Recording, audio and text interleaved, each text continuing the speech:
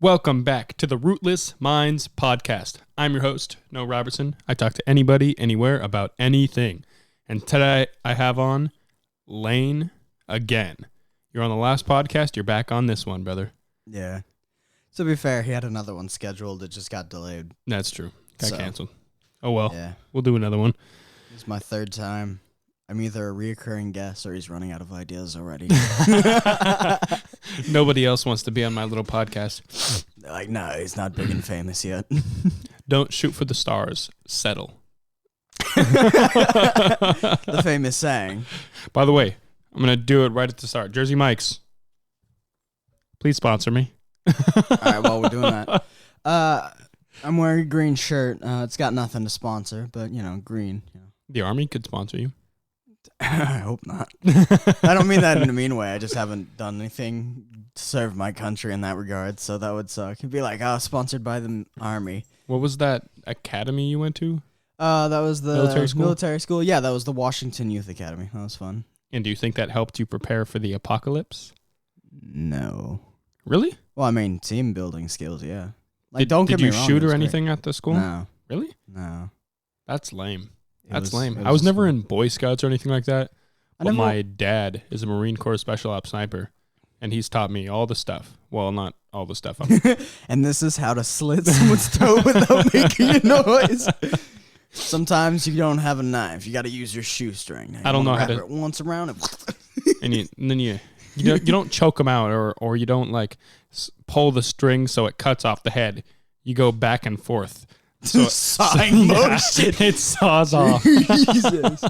Well, at that point, you might as well carry a pocket saw, Dude, pocket saws are so cool. Yeah, they break. Do you know the YouTuber Crazy Russian Hacker? I used to watch him in the day. I haven't seen a video of his in the last 2 years. I haven't seen him in a while either. But he did a video on pocket saws, the hand saws. Hello, today with Crazy Russian Hacker, we'll be talking about pocket saw. Is it good? Useful? Do we know? We'll find out. Now you got to put on your safety glass. Yeah, put on the safety glasses, safety first. Safety first. And then he blows something up or sets his table on fire and he's, oh, And then his dog walks by, his husky. Yeah, no, he's about as entertaining to watch as Electric Boom is, and that's that, Indian-ish guy. Indian-ish guy? Is that the fat one? He got the tattoo of the six-pack? I don't know. Here, you said Electric Boom. Let me look him up. Yeah, look him up. He's funny, too, because he's worked with electricity for a long time, but he always messes up in a video. That's how you can tell that the video's serious, is to be like, no, you want to connect these, and you, I blew a capacitor. Okay, gotta switch that out. Note to self, do not turn the electricity on. Or he'll be like, Electro Boom. Electro Boom, sorry. Mm-hmm. And then he'll be like, all right, we're going to connect this one. And then he's like, oh, no, I sat on the wires and set myself on fire a little bit on my butt. He's crazy. He's funny to watch. I recommend his channel. How not to make an electric guitar. The hazards of electricity. Dude, he makes a literal electric guitar. So then he goes, all right, time to He's great. I love YouTubers like that just take the piss every time. They're like, all right, so I'm going to do some informational stuff. It's going to be a teaching episode, and I'm going to find a way to accidentally mess up. I'm going to shock myself with 1,000 volts. Let's do it. I miss Filthy Frank. I really do. I miss him. Hey, I mean, he's Joji now making great music, but yeah, damn, I miss him. He owned YouTube. He owned the entire roller coaster platform. Of a ride. Yeah, he said he quit all that stuff because he was having constant migraines, and it was just taking a total toll on his mental stability. And so he's like, I can't put on this persona anymore. I just got to be me. I got to be Joji. And then he starts making music, and everybody's like, shit. Yeah, he started making music, and everyone was like, yes. You're like, shit, I guess I'll settle for this. I've seen a lot of YouTubers make the jump from being a YouTuber to then trying to make music or rap, something like that. Jake Paul failing terribly. Well, but Jake Paul was It's every day, bro, with that Disney Channel flow. 5 mil on YouTube in 6 months. Never done before. So, if Jake Paul or Jake Paul sponsor me. If any of them, no. If any of them want to sponsor us, please don't. Please. Hey, us? Did you say us? Yeah, when I'm on this show. Is this your podcast? Yeah, I'm slowly infringing. Yeah, that's right. You're gonna poison me with the sauce and then inherit my podcast. He came over and he was eating some leftover food, and then he was like, "Hey, do you got any of that buffalo Parmesan garlic?" And I was like, Parmesan garlic. "Yeah, so actually." good. But and then I looked at the bottle and I was like, "No, it's been expired for like 2 weeks." And he was like, "Yeah, it's fine." It's just 2 weeks. It's only 2 weeks. It's a sauce that doesn't need to be refrigerated until opened, and it hasn't been opened, and it's just been sitting there. It's fine. It was in a cool. Worst case scenario, I get sick and I have to Try skip work special. tomorrow. Yeah. That's not really a bad scenario, man. I don't gotta chill know. at home playing Smash Bros. I just hate when people get hurt by me in some way. So like if I gave you sauce, He and it was says, while we're 2 surrounded weeks, by well. so many weapons. all right, but that's for the people who aren't watching, we the topic of this episode is going to be apocalypses. Yeah, That's we're both very fascinated by apocalypse me scenarios. more than him because I have like Yeah, he's got all of the weapons. Majority of these books are his. I've got Fahrenheit 451, 1984, which are both dystopias, not necessarily apocalypses, but But they still. don't count for this. And then we've got the Razorback trilogy, Horde, Outpost, and Wait, isn't What's that one say? Outpost? Enclave. Wait, isn't Outpost just a branch off of Metro? No. Okay, well, Metro. I'm gonna talk about the books I have. I brought a lot of survival books with me. The Ultimate Survival Manual. Yeah, I also brought, I got Metro 2033 here.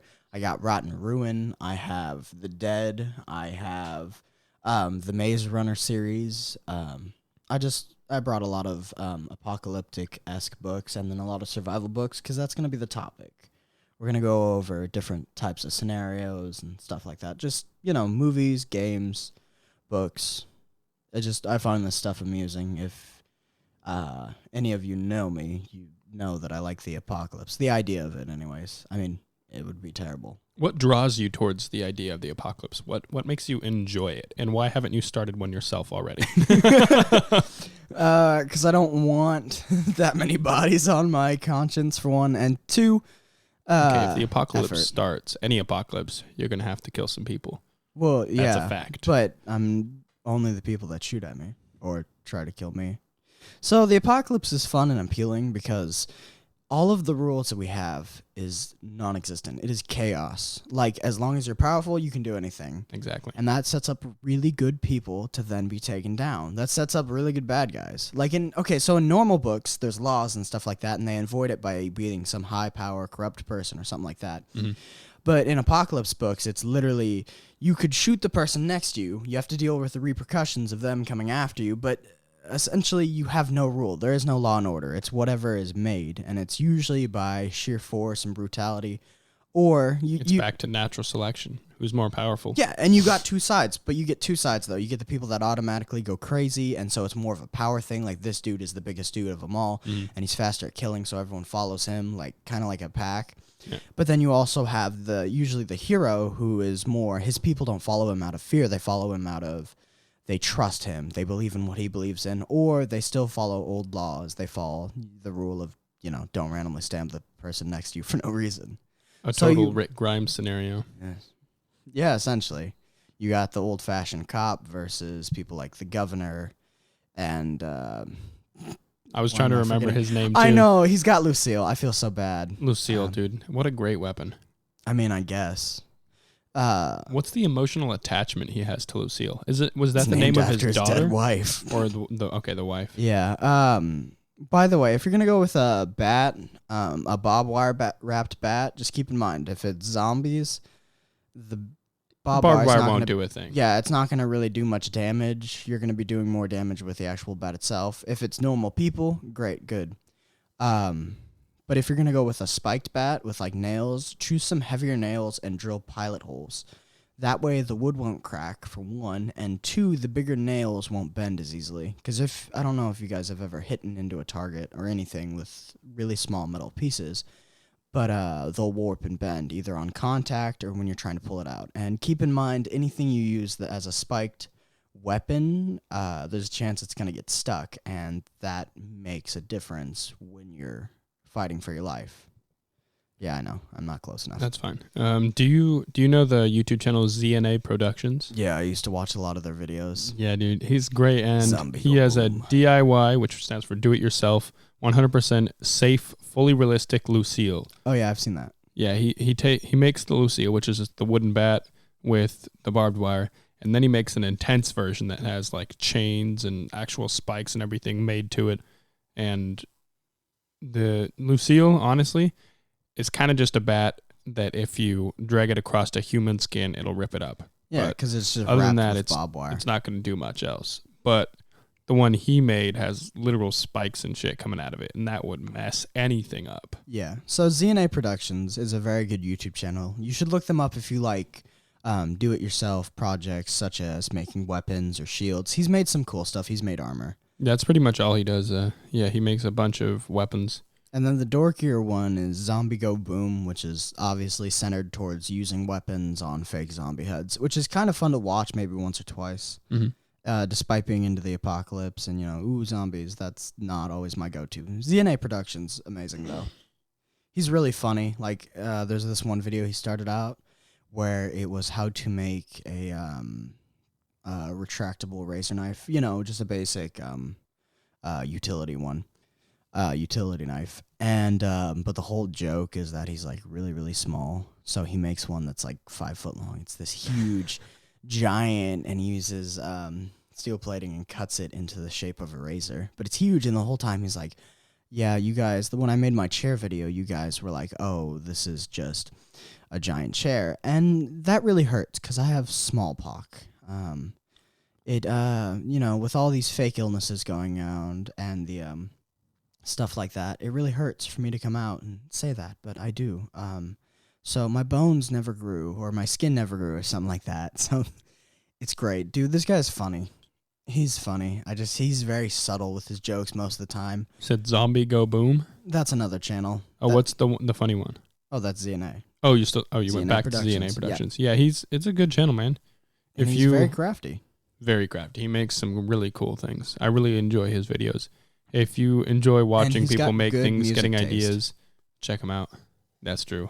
Same with Colin Furs. Dude, I love watching Colin Furs videos. They're amazing. I used to watch the Hacksmith a lot, but yeah, I don't know. Same. They always make things that like other people have thought of, or they recreate something like Captain America's shield. They make it real series. Yeah. And didn't they come out with the first actual photo saber? Someone, it might have been them, or it might have been another YouTube channel. They created the first real lightsaber. Oh, yeah. Yeah, you know what I'm talking about. That's cool. Check that out. It wasn't a legitimate lightsaber. No, it's a photo saber.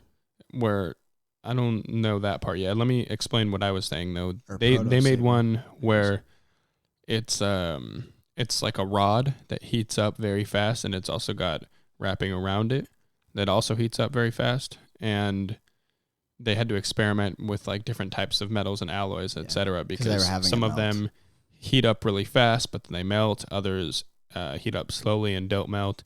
So eventually they made it with two different parts. The outside, the part that was very strong, didn't melt, held rigidity, and the inside that heated up extremely fast, but also had the risk of melting.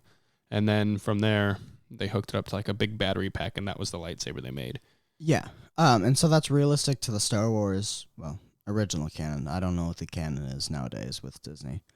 But they had, it's either photo sabers or proto sabers. I can't remember. But it really is just a lightsaber hooked up to a battery pack, because that was before they could power them all in the handle.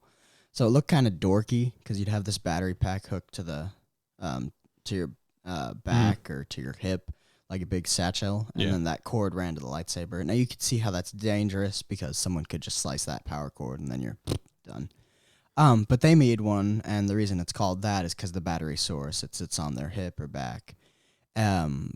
But yeah, it truly is. It's the closest they'll get, because the metal doesn't melt, but it heats up so hot that touching it to things usually sets them alight, and it's very cool. You should watch the video. Yeah, it is. If you're not about that weapon life, it's still cool to see someone bringing something from movies to real life, and they do that a lot. Another one, and I can't remember his name. He's this British guy, and he builds things too. He'll build.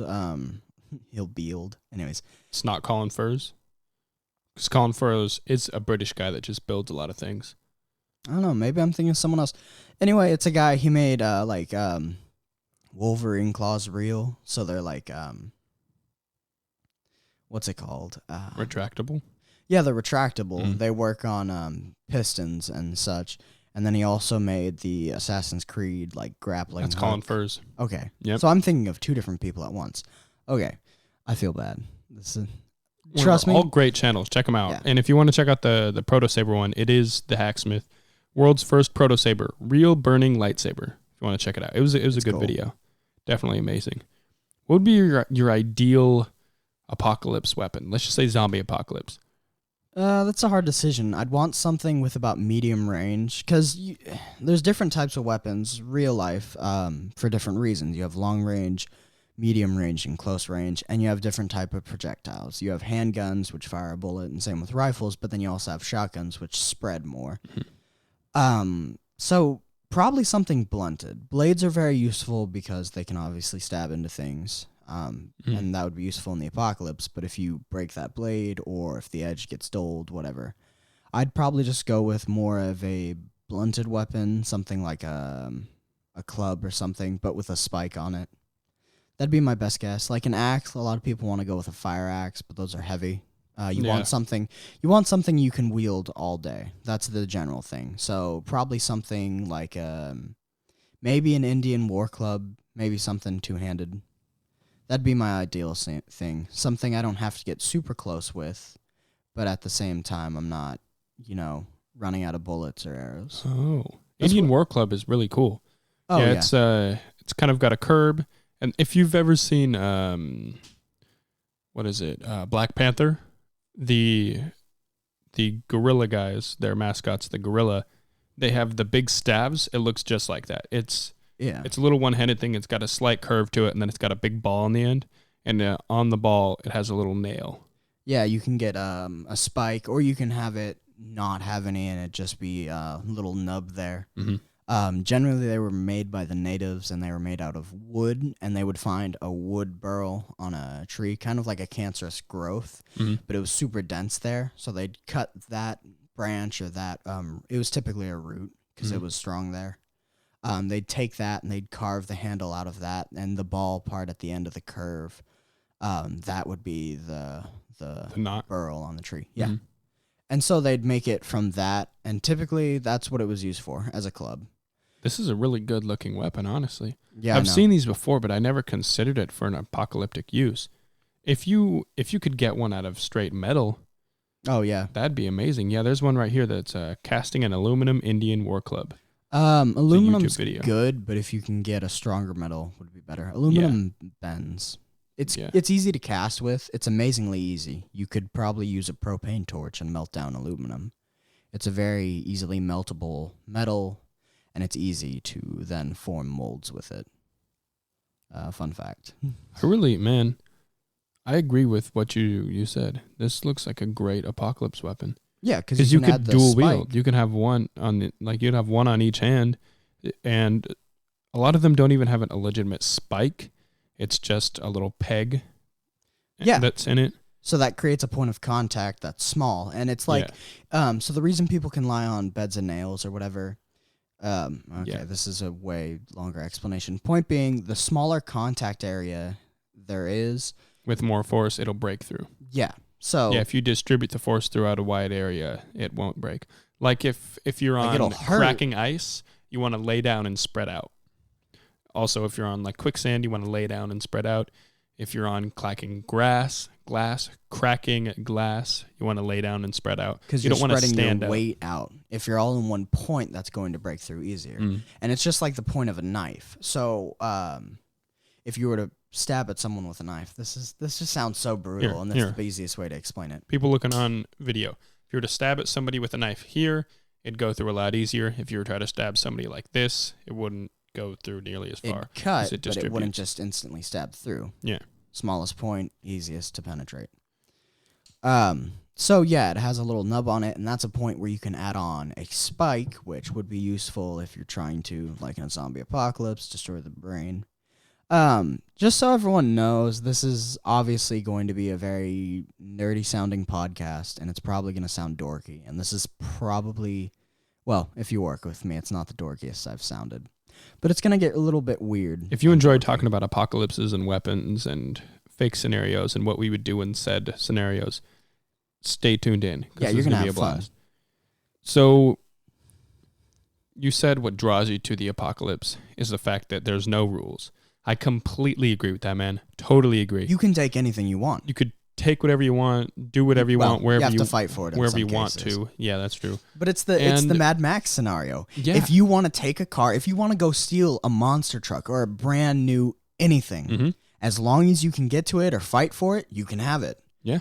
And then you can drive it down Main Street. You could get a monster truck, drive down the busiest road, and just run over cars, blasting music, shooting guns in the air. That would be wasteful and stupid, but the point of the apocalypse is we have different versions. You have The Last of Us, where the government takes over. You have Days Gone, where it's little groups of people. But then you also have stuff like Mad Max, where that's just Australia on a bad day. No, I'm just kidding. But you have Australia, where they all just kind of go animalistic. They improve their cars, they get fuel, and then they improve stuff, they add stuff to their cars, spikes and such, and then they just drive around, and then they got the guy with the guitar. Fun fact, that guitar could actually play. If you've seen the new Mad Max. The new Mad Max is pretty good. It's crappy, that guitar. It's interesting, though. The guitar is crappy, but you can actually play that guitar. He wanted it to be real. Mm-hmm. But that was such a crazy scene, just a dude literally with giant speakers behind him playing a guitar that shot out flames. And that's the essence. That's the essence of Mad Max. A truck driving around with a guy on it with giant speakers playing an electric guitar with flames shooting out of it. Do you have any of these? Do you have any Indian war clubs? I'm still on this. No, I'm sorry. So I want to get one right now. There's more than two different types, but the two basic ones of war clubs would be one, the gun stock, which kind of looks like gun stock. It was used by the natives again, but this was during the different time. This is when the colonists were here, and then it usually. On the gun stock, right where the part that goes against your shoulder, the butt of it, there would be a slight curve, a slight point going up, and there would be a war spike on that, and then towards the end of it, it would be thinner, and that would be the handle. And so you could whop someone on the back of the head with that curved part, or you could use the spike. Yeah, so this one doesn't look as reliable. All the ones I'm seeing are a thin piece of wood that... It kind of looks like a bladed piece of wood, like they try to make a blade out of wood, but it's just wood, so it's not really gonna work well. Keep in mind it was hardwood. It was usually hardwood. So hardwood and softwood are two different types of tree wood. Here, imagine this: like Birch my arm softwood, is at I'd say 45-degree angle, and you cut off right at the end of my bicep. That would be the thing. Like this is the handle over here where my wrist is. And then on my elbow, there's a spike out, and then at my bicep, it ends. Yeah, it looks like It's weird. It looks like a gun stock, but where the butt of it is curved a little bit more. Mm-hmm. And it's a very cool weapon. I like it. It's got an angle to it, and my thing is I like curves. I like them curvy too, brother. Yeah. I like them curvy. Blades in women, I guess. No, that's why I like the Kirkeries too. But that curve adds to it. So when you swing a Kirkery. The blade is bent slightly, so that if you were to hold it out straight, the point of the blade and stuff like that comes down below your hand more so. So when you swing that adds more force and brings it down harder. So anything you're hitting, you're going to hit harder and faster than you normally would with a straight blade. It's the same logic with these. And it adds weight at the end. Yeah, so it's more curved. weight towards the point. So even if you're lightly swinging it, you're still bringing down more force because most of the weight of the weapon is at the tip or the part where you're hitting. You've got to make sure to hold it tight, though, so have a good grip. Because if you're swinging it hard but you don't have a good grip, it's going to flip around where the curve is going to be hitting them while the ball's facing you. Yeah. Which I'm sure that won't cause much of an issue as long as you just hold it because, adrenaline is going to be pumping through you if you're in an actual scenario where you're clubbing some zombie heads. Or people. Just yeah, true. Keep in mind, use what you can in an emergency if you're in the apocalypse. But remember, what your weapon of choice, if you have multiple to choose from, just remember that's the weapon you're going to count on. It should have multiple uses. Mm-hmm. That's why a bladed weapon is useful. It's because, like with a club, if you need to cut something, you're screwed. Yep. But with a blade, not only can you use it as a weapon, you can use it as a tool. So just keep that in mind. And anything you use, just imagine you might need to use it for more than just the time period, because it's like people going to war and going out on tours around whatever. Just remember, you could run into anything. Yeah, I think for any apocalypse, I'm going to be pretty much the same, unless it's a nuclear apocalypse. Oh, and travel that throws light. everything off. Yeah, travel light. Travel Definitely light good to moderate heaviness. Don't go heavy, because you'll get weighted down. And if you need to run, you need to run. And if you're carrying around 20 different weapons, that's probably not the smartest idea.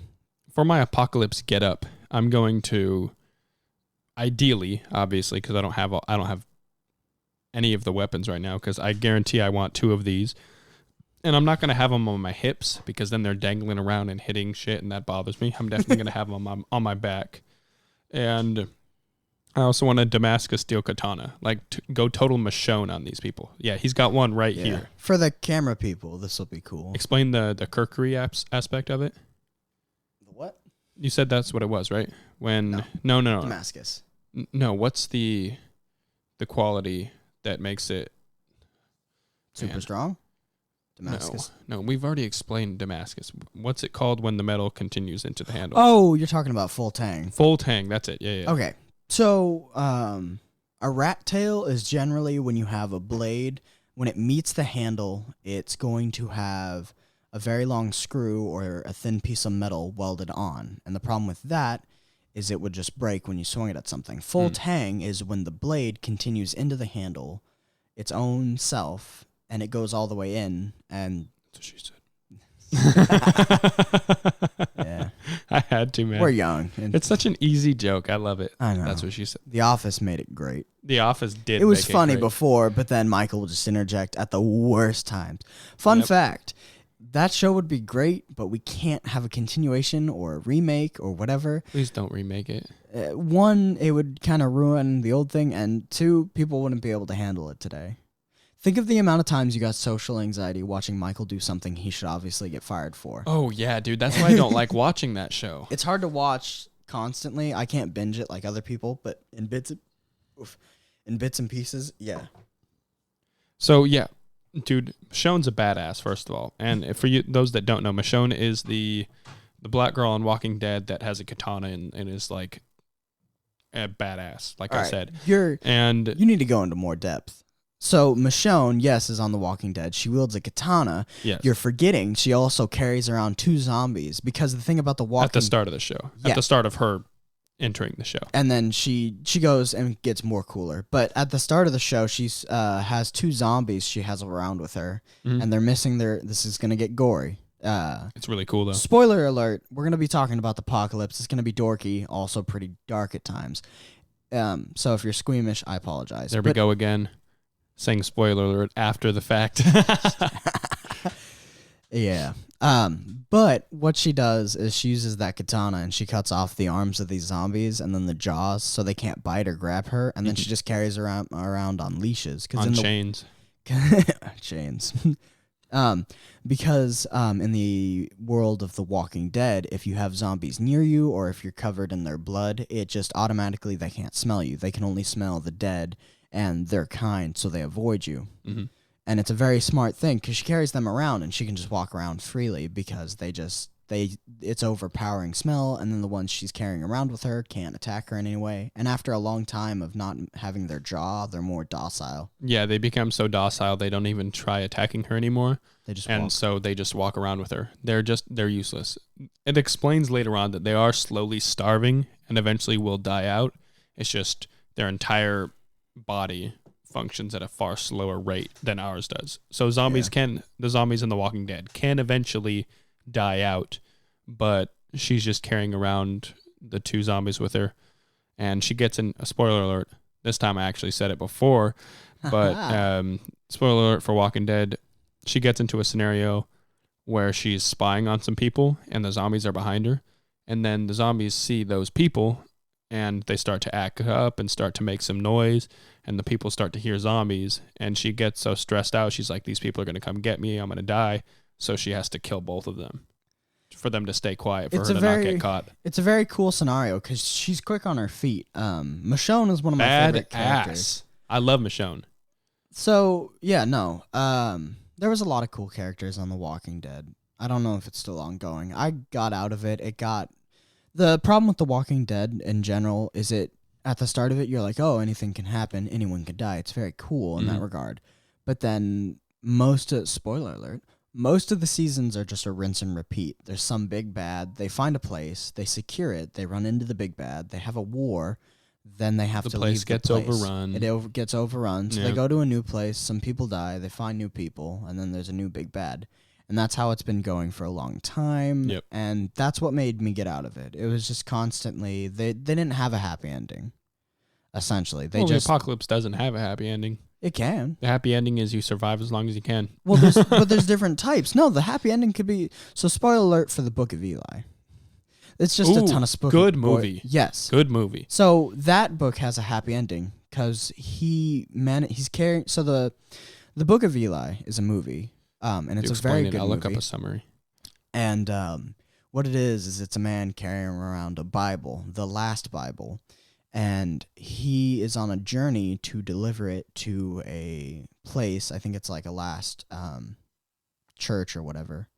No, I think it's a museum. Sorry, I'm terrible at this. Anyways, but he's on that journey, and throughout the whole movie, it's like he's being watched over by another power. Because there is guns going off. He fights people left and right. Actually, in the beginning, not the beginning scene, but the second scene after that is very cool. He runs into a group of people under an overpass, and all he has is a sword, and one dude has a chainsaw. They all have weapons, and he's just like, it's not going to work. 1. 2, the good thing about the apocalypse is I can smell you. Sorry, there's an old video, and it's like B. Morgan Freeman threatening me or whatever, and he's like, I can smell you. A quick summary of the Book of Eli. This is based on the movie. I'm sure the book and the movie are a little different. There's a book? I think so. If there's a book, I got to get it. That movie was Whatever. amazing. If there's a book, cool. But I'm just going off the movie because I've seen the movie, and this summary is based on the movie. It says, 30 years after war turned the world into a wasteland, a lone warrior named Eli, acted as Denzel Washington, marches across the ruined landscape, carrying hope for humanity's redemption. Only one other man, Gary Oldman, understands the power of what Eli carries, and he is determined to take it for himself. Though Eli prefers peace, he will risk death to protect the precious cargo, for he must fulfill his destiny to help restore mankind. And this is a spoiler alert. He's carrying around the Bible, and the main villain tries to acquire the Bible because he can use it to rally all of his people because everybody's distraught. Nobody has a purpose besides just survive. And so he wants to... A lot of people don't realize that. Religion is a very powerful thing. A lot of people have died based on religion. A lot of people have gone to war. A lot of people have done stupid things or gone off to the other side of the world on some mission over the Bible. Unfortunately, faith is a very, not always unfortunate. Sometimes they're going there to give food and water to people. And missionaries in Mexico and Africa. My parents went to Africa for a missionary trip. Yeah. They taught them how to beekeep. So, faith is a very powerful thing, and that's what's one of the cooler undertones to this. You don't get that in a lot of apocalypse books. You usually have some sort of preacher character, and he's like, losing touch with God or whatever, and then he comes in touch with God or something like that. But the Book of Eli, throughout the whole thing... They did that in Walking Dead, too. Yeah, they've done it in a lot. It's a very common medium where it's like, all right, we have the preacher, but it's the apocalypse. So he's either very religious or he's questioning his faith, but then he finds it again, and then he helps the group. It's a common... Yep. It's the same as having the character who can, get bitten and survive, or the one who can survive anything. The Last of Us, yep. It's a trope. Oh, Ellie. Yeah, no. Ellie was different because Ellie was the only one. The only one, yeah. Spoiler alert. Too late again. So anything we bring up in this, we're probably going to spoil badly because I can't explain plots or things without leaving out good endings. It's why I just choose not to explain things to people if they haven't seen it because I'll spoil it somehow. Since we're already on the zombie apocalypse, let's hone in on this one and then we can talk about different apocalypses throughout the podcast. Okay. The zombie apocalypse starts, first of all, which sort of zombie apocalypse is it? Because there's a bunch of different types. There's like the walkers of Walking Dead. There's the like runners, superhuman things of World War Z. There's the cordyceps zombies, which is a one type scenario. Like nobody else has done the cordyceps besides The Last of Us. Kind of. The cordyceps. There's infection ones, but not necessarily based on the mushrooms, cordyceps, the fungus. Yeah, but that's most zombie apocalypses. There are different types of zombie apocalypses. You have stuff like George R. Romero's, where they're slow and they can just. And do they eat brain or do they eat flesh? Yeah, that's the thing. I think eating brains was very cheesy. I think it's cheesy. Yeah, I think Like if we're gonna, let's start off with the Walking Dead zombies. You get bit, and The Walking Dead also has a little spin on it where everybody carries the virus. If you die in any way, then you turn into the zombie. And if you get bit, if you get bit or scratched, the virus they just transferred to you kills you, and then the virus that you're holding that's like been dormant inside you, therefore activates, and it doesn't activate the entire brain.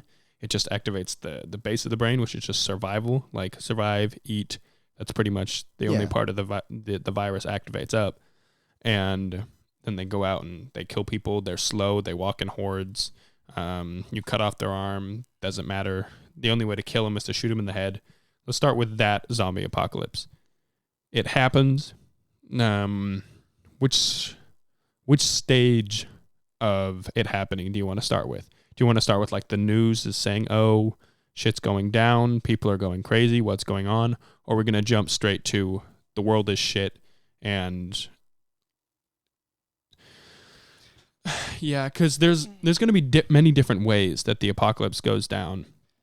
If it does go down, let's just say this zombie apocalypse. It could like slowly fade into it, or it could be something that happens pretty much all at once. Like suddenly everybody's infected and zombies are just shooting up everywhere. Yeah, society drops. There's different types. There's the ones where the world shits the bed within the first, day or week. Yeah. And then there's other ones where people learn to cope with it. So they built up cities. They have scanners. They have ways of keeping them out. So there's the apocalypse, and then there's living with the apocalypse, which are two different ones.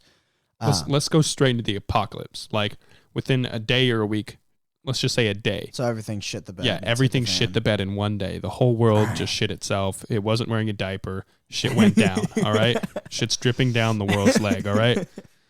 Yeah. You're at your house. What do you do immediately? Oh, me personally? Yes. Immediately, I have a basic, umbrella plan for generally all of the types of apocalypses. Mm-hmm. Whether the government shuts down and it goes to anarchy, whether it's zombies, yada yada. The basic idea is if I know it's real and it's starting to spread around here, you have that little grace period right before panic hits. Mm-hmm. So me personally, I'd send out a mass text or I'd call individually each one of my family members, be like, hey, it's happening. You need to get home, get packed within 15 minutes, and we're all going to meet at so-and-so's house, and then we're just going to ride in a caravan. Do they live within 15 minutes of you? All of them? No. Well, I mean, most of my family either lives here in Everett or Marysville. Mm-hmm. But 15 minutes to pack and get everything together, and then we're meeting at so-and-so's house. That's the general thing I'm going with. Like, just anything you have to, within 15 minutes, get it. So any clothing you want to bring, food, weaponry, any of that, any keepsakes, you got to get it in the car within 15 minutes. Yep. And then you need to get down there. I don't know. I haven't really planned for if someone doesn't show up. But that's me. Most people think, oh yeah, I'm invincible and whatever. Like for all we know, I could make that call and then immediately get creamed going down the road or something like that. Or for the sake of argument, let's say you give them a 30-minute limit to get all their stuff and to get to your place. What's that ringing noise? Is that my microphones? Ba ba ba ba ba ba ba ba ba. All right, it's gone. So for the sake of argument, you give them 30 minutes to get all their stuff to get to your place, and then you're all heading out to wherever your destination is. We'll get to that eventually.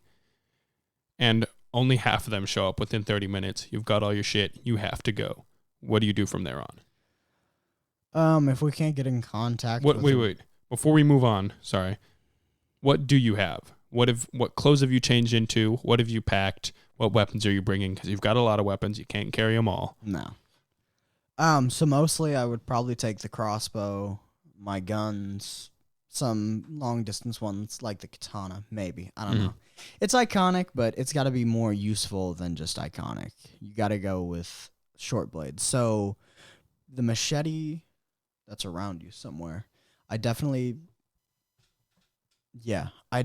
bring that. It's a very short machete cleaver. What did you say again when the blade extends into the handle? Full tang. Yeah, it's full tang as well. Yeah, that's a real working blade. That's not some showpiece. It's sharp too. So generally, clothing, I would just take basic clothing. Because of the military school, I learned how to ranger roll stuff, which is when you, a specific way you roll clothing to make it all bunched up and tight. So, and rolled up. And so I'd take probably about 2 days worth of clothing. We'd grab most of the cans in the pantry, stuff that, has a long shelf life, because canned goods don't expire faster, or they hold longer than stuff that you'd have in the fridge or the freezer. Definitely. Yeah. Non-perishables. That's what I'm looking for. Yeah. You want so in an apocalypse, you want food and stuff that's not going to go bad in 5 days, and that's you want the type food of stuff with preservatives in it. And that's the stuff you're going to find in general. So any canned goods are going to be good. They're going to be great. Top ramen lasts a long time. Dried out and stuff like that. So you want to go with stuff like that. So if it goes down, you don't want to be raiding. I mean, maybe you want to hit up the deli. That'll give you meat for a couple of days. But you don't want to go to the fruits and vegetables and just be like, yeah, this will be fine. This will last me a month. It'll go bad within a couple of days. You want to get canned goods. You want to get the basic ones. You want to get rice, beans, canned meat, canned vegetables. That's what you want to go for. Any stuff like that. Because that's going to last you a long time. It has a long shelf life. And the thing you need to realize is dealing with food, you eat more food than you think. You're going to run out of food faster than you'd imagine. Plus, now that you're surviving, you're going to be walking and running and climbing and attacking. You'll be expending more energy than normal. You're going to lose weight, and you got to remember to not eat all of your food at once. You're going to want to portion it out. Mm-hmm.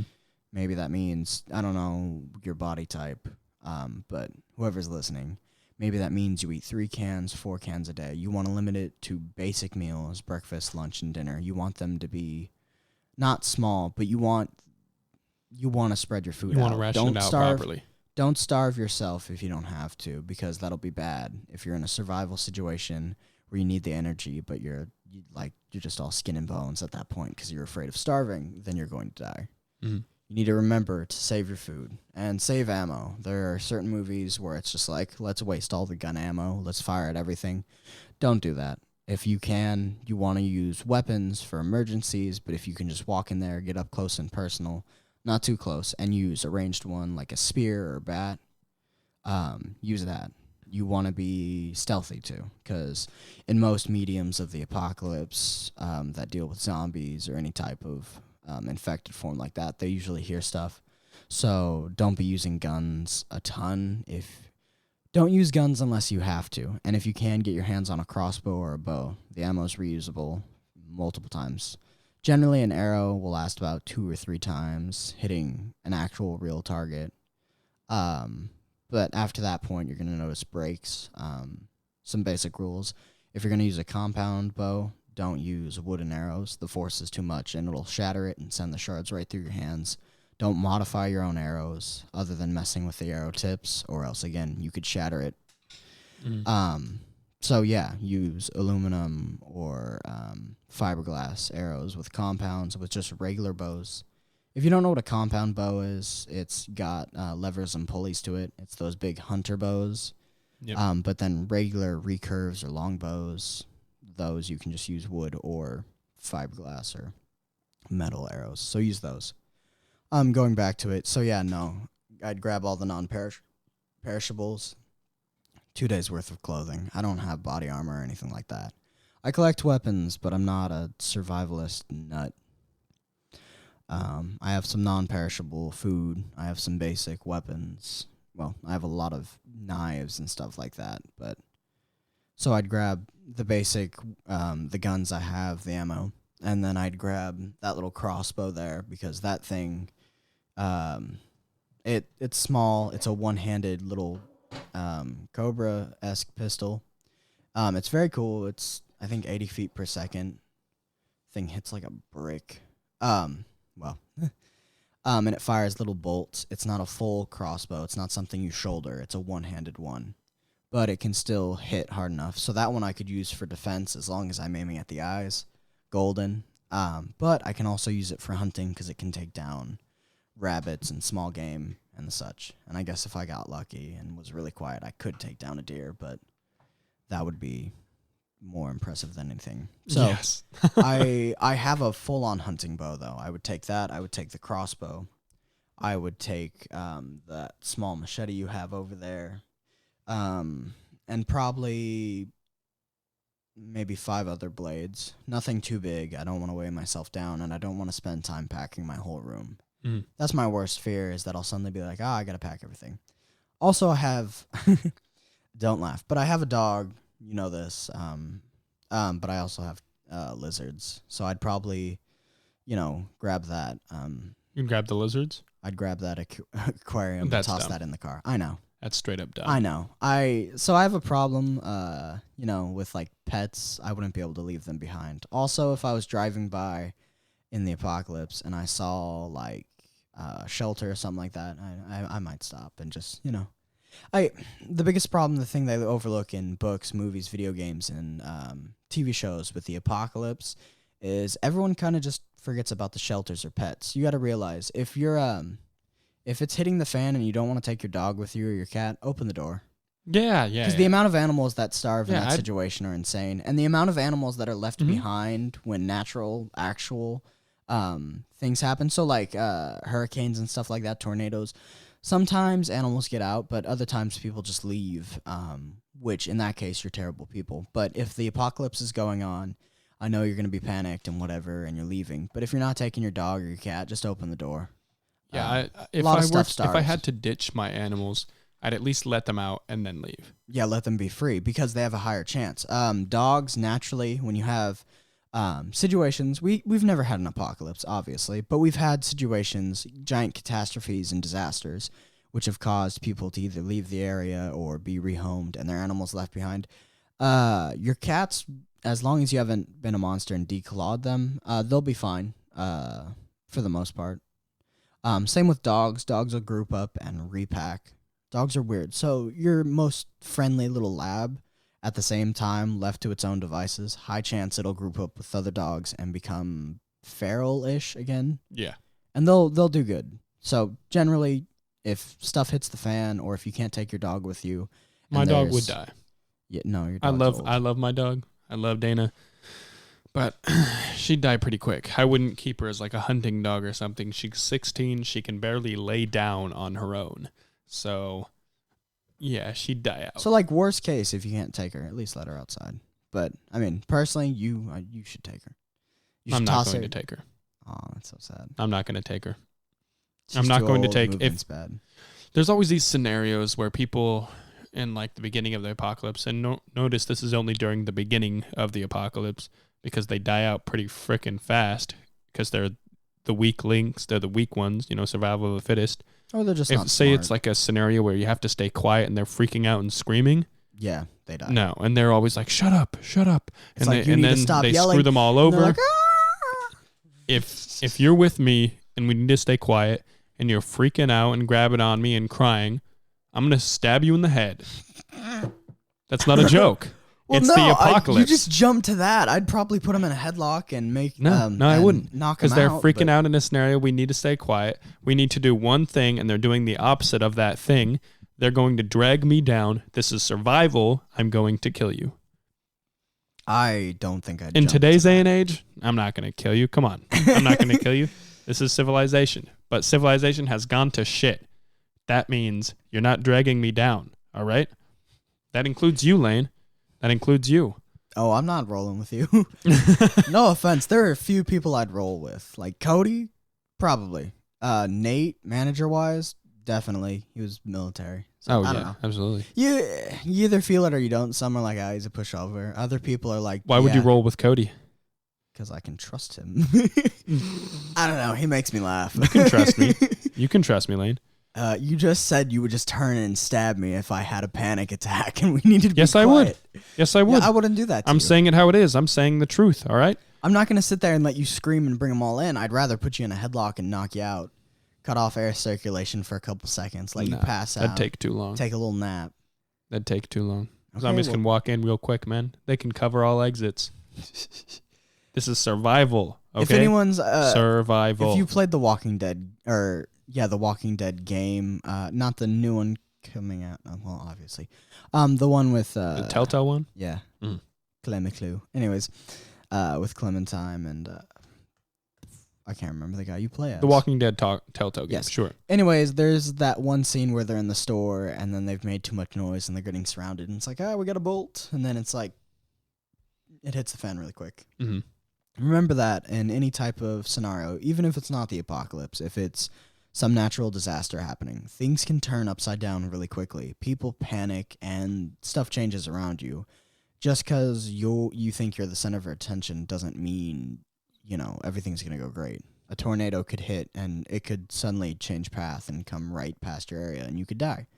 If you're on the coast, tsunami. Just, you got to be prepared because when stuff hits the fan, whether it's an actual apocalypse or something else, everyone's going to react differently. And even people who think that they are the best and they're going to react the right way and have everything happen right, or, they've had training or whatever, nothing happens the way you think it's going to happen. So people are going to panic, even if they say they aren't, or even if they think that they won't. You could even panic. So you got to be prepped and be ready for anything. For the start of apocalypse, But the nothing's zombie gonna go right. apocalypse, the Walking Dead zombie apocalypse, in the case that shit's going down over time, we'd get out and go to a remote place. We being my parents and I. I wouldn't take anybody else. I wouldn't go pick up anybody else. They would have to come to us, and I would only take them, and my dad too. My dad is very much, if you don't contribute to my survival, you're not joining in. Which isn't always a bad thing. It's a good thing. It's a good thing. It's the apocalypse. It's a good thing. You get the thing where it's like, wow, that's heartless. But at the same time, if you're looking at the overall survival, it's of the group, survival. That's all it is. It's nothing personal. Well, in my case, it's my personal survival. So you're not contributing. You're a weight on my ankle. Bye-bye. But that's the thing. I'm tripping you and running. I'm going to kick your Achilles tendon. If you, Jesus, if you're Shane from The Walking Dead, that's what you're going to do. Just be like, well, one of us has to make it, and you're fat. That's exactly what I do.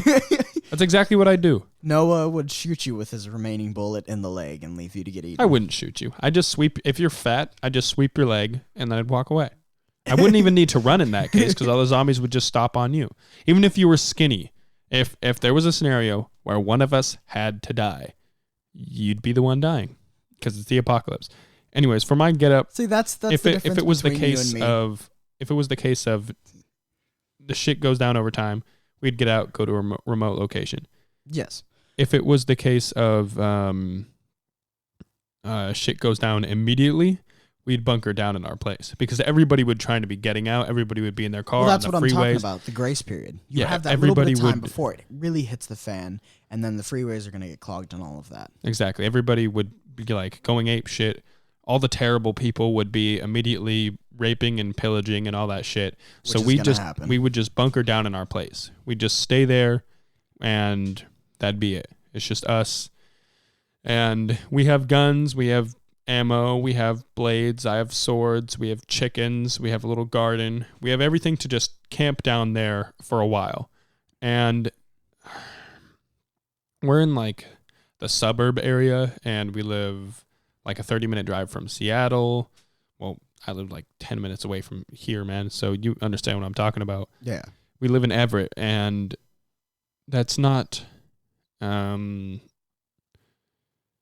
keep getting distracted by that ringing noise I'm hearing. Are you hearing a ringing noise? Oh, yeah, no. It's one of the mics going off, or it's something being picked up. I don't know. Either way, I don't think it's too distracting. But then again, I'm going deaf, so there's that.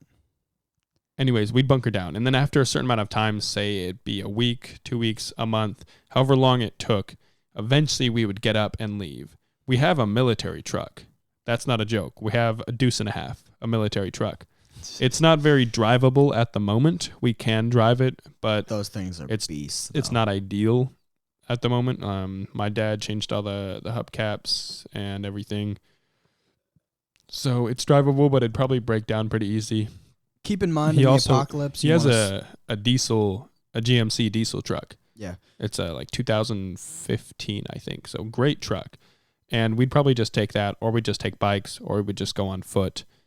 And in that case... Yeah, keep in mind, bikes, very quiet. They don't require fuel. And also, remember, gasoline has a shelf life. It doesn't actually last as long. Water builds up in it. And it settles. If you're going to go siphoning from cars, just realize you might want to filter that, and you want to get the air out of it. Yep. But yeah, no, bikes, low maintenance, they're quiet. You just got to pedal. So in the apocalypse, switch over to greener energy. Windmills and solar panels will go a long way rather than having to run around for gas for the first 2-ish years before it finally shits the bed on you. And you're like, well, damn, I can't drive anywhere. Mm-hmm. Diesel lasts longer, but remember, that stuff has a shelf life. It's diesel you can also make, which is a complicated thing. But it's not as easy as it sounds, but you can make it. And the older trucks used to run on basic diesel, and there was one car that could run on generally anything as long as it could make, as long as it was not explosive, but it could go. Yes. You know what I'm talking about, right? I get what you're saying, yeah. My basic getup for what I'd be wearing, what I'd be taking with me, is hopefully 2 of these. And I'm looking on it right now, and it says it's a cold steel Indian War Club, 24 inches overall length, $26. I got you into that. And now. yes, I'm definitely going to get 2 of these. Wait, they dropped to $26? Yeah, it's $26. Oh, shit, I gotta go to Cold it's Steel. on mountaintrailoutfitters.com if you want to check it out. And I'd ideally have 2 of these and a Damascus steel katana. And then I'd be carrying my AR-15 and a simple handgun, probably just be a Glock with like 45s for the round. And then I'd have a backpack with, I wouldn't have a change of clothes. I'd probably just hand wash my clothes in a lake or something if I need to, but I wouldn't weigh myself down with a change of clothes. I'd only have things like Mountain House. Keep in mind, you might get a ton of crap on you, and it may be easier to just take it off, throw it in a bag, change into something else. Yeah, but then eventually you also have to change back into the first clothes. So you're going to have to wash it too. Noah's going to run around in the same undies he's worn for the last 4 weeks. Just keep that in mind. It's the apocalypse, all right? Itchy balls is itchy balls. I'd rather stay alive. Noah's going to be running around with a mustard stain on one side of his shirt and like brains on his pants for like the last 4 weeks. And he's like, it's the apocalypse. It's the apocalypse. I don't change clothes. I'm waiting until I get the chance to get naked, wash it in a lake. Yeah. Get my ass cheek For my bitten. clothes, I'd have a basic... For my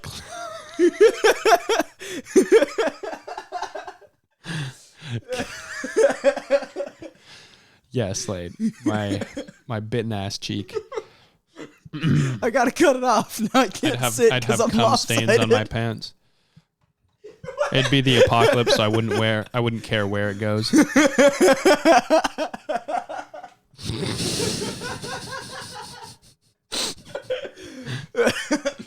The clothes I would be wearing is I have all camo everything, and I'd have like the black. What are those hats called? They have the rim that surrounds your entire head.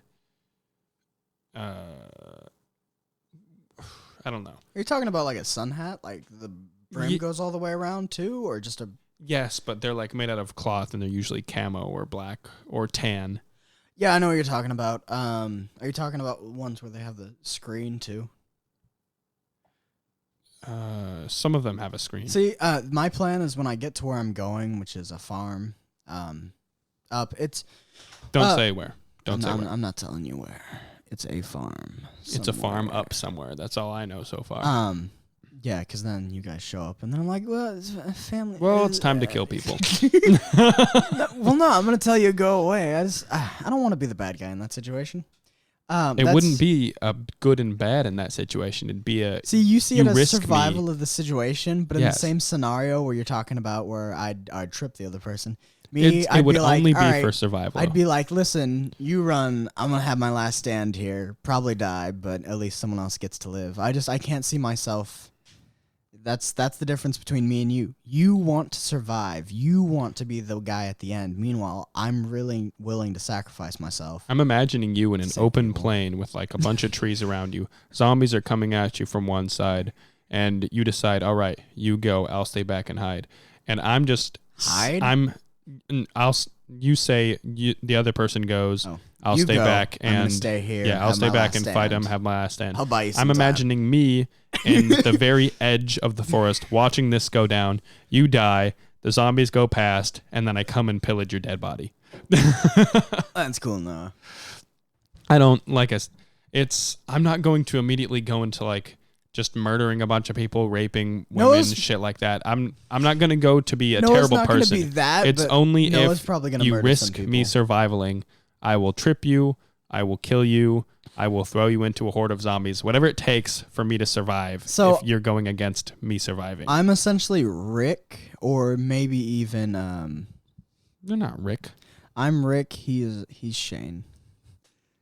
That's what that is right there. That's the difference. Because Rick, he'll be like, if no, Shane y'all was need to really stay together. Shane. No, cover yourself in the blood. Y'all need to stay with me. No, don't die. That's me. I'd still try to save my friends if we could all get through it. And I'll be like, we're just gonna undo this and just pull out the hatches. I'm mad, angry, and then he's over here like, well, fat guy, shoots him in the leg and keeps running. Have you seen that scene? You watched it, yeah. At one part, a character named Shane, him and this heavy dude are trying to get meds back to one of their group because the kid is dying, and he got shot by the fat dude. So the guy felt guilty. I don't want to say fat dude. I can't remember his name. He was heavy, though. And at one point, they're running from zombies. They're going to die from exhaustion. Well, they're going to fall from exhaustion before. And he goes, hey, how many rounds do you have? And he goes, I got one. And then Shane goes, I got one too. And then he's like, sorry. And then he shoots the guy in the leg. And so the guy fires in response, but misses. And Shane leaves him there to die because he's better. It's the same thing with a bear. You don't have to be the fastest person. You just have to be faster than the guy behind you. Exactly. Or have intact knees. Oh, that's so terrible. I don't think I would pull a Shane in that scenario. Like if I could say like, you we gotta go. Hold on, let me explain, Lane. Let me explain before you interrupt. Let me explain. I'm not always a murderer. I would in that scenario. It would, if we can both get out, we both get out. If we can both leave, we both leave. If we can both survive, we both survive. Strength in numbers. But if it was a scenario where one of us had to die, the other person would be the one dying, not me. That's simple as that. If I can have us all survive, I'll gladly have us all survive. Unless, of course, you're the soy boy that screams when you have to be in a quiet scenario. Because in that scenario, you're dying. We're all gonna die. No, just you, brother. Just shut up. Stop. Okay. See, but I've seen that scenario play out in multiple games and movies. You're going to be the one to be like, I got to kill him. And so you're going to shoot him, and then the gunshot's going to ring out, and then it's going to be like... I'm not going to shoot him. That's actually... No, that's loud. No, that's in the trailer of Days Gone. The gameplay trailer, because at one point he leaves a bear trap because he's trying to move around this group of people. Mm-hmm. So he leaves a bear trap in the bushes right in front of a sign, and then he yeets a rock at the sign. When the guy walks over, he's like, what was that? He walks closer, steps on the bear trap, just goes, starts screaming really loud. They all run over. They're like, you need to stop, because there's a horde down below them, and he just won't stop screaming. And they're like, and shoot him. And then the gunshot going off, everything, the horde below him just goes, turns, looks, and then just goes, and just starts running up the hill. And I'm like, see, you could have stabbed him.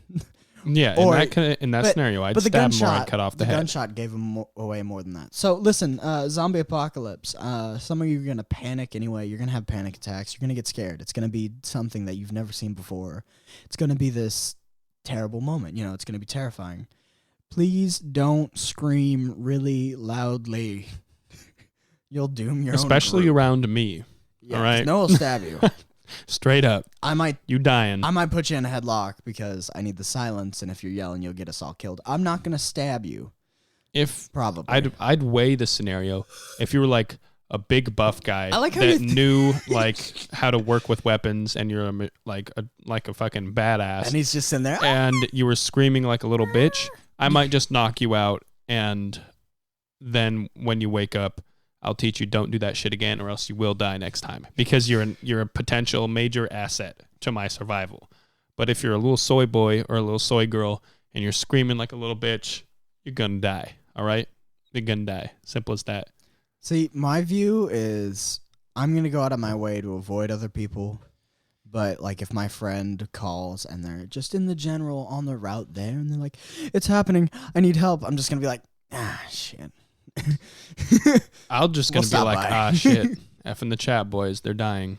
Well, that's my thing. As far as I'm going to go. You're about survival of the fittest, and you're about the survival of you. Me. And then past you, your family. Meanwhile, I'm not the even one. My family. If my mom's the one doing that, sorry, Mom.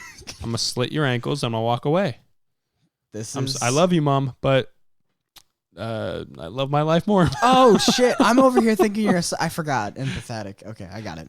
So I forgot about that. At this point, you're just like, I am the survivor. That's going to be me. I'm a survivor. So essentially, I'm gonna do what it takes to survive. If there's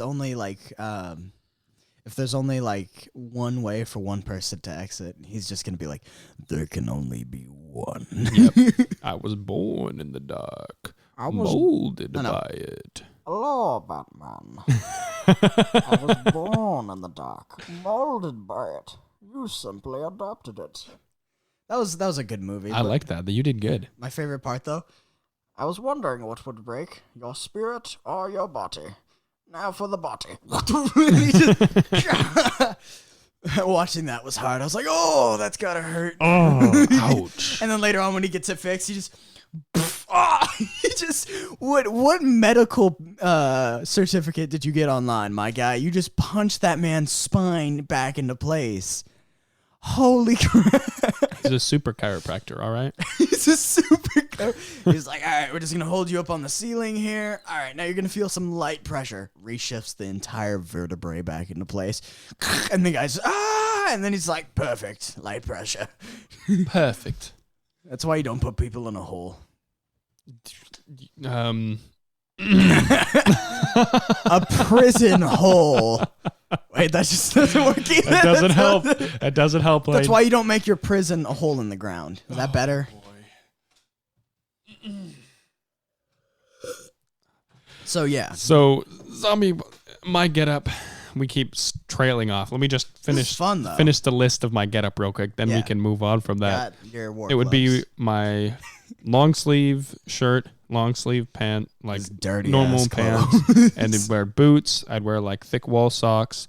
I'd wear underwear and tank top and shit. I might bring a change of underwear because, you know, your junk gets grudgy. I saw you try to speak up there. Hold on, let me finish. And I'd wear my camo jacket, my camo pants, my hat. I'd have my backpack, all of the shit I need. I'd have 2 of these clubs. I want 2 of these clubs right now. And I'd also have the katana, whatever else I need. And I would only take all that and run if it was a scenario where I needed to get out of there immediately. Or I'd be dressed up in that and we'd survive for the area for as long as we can.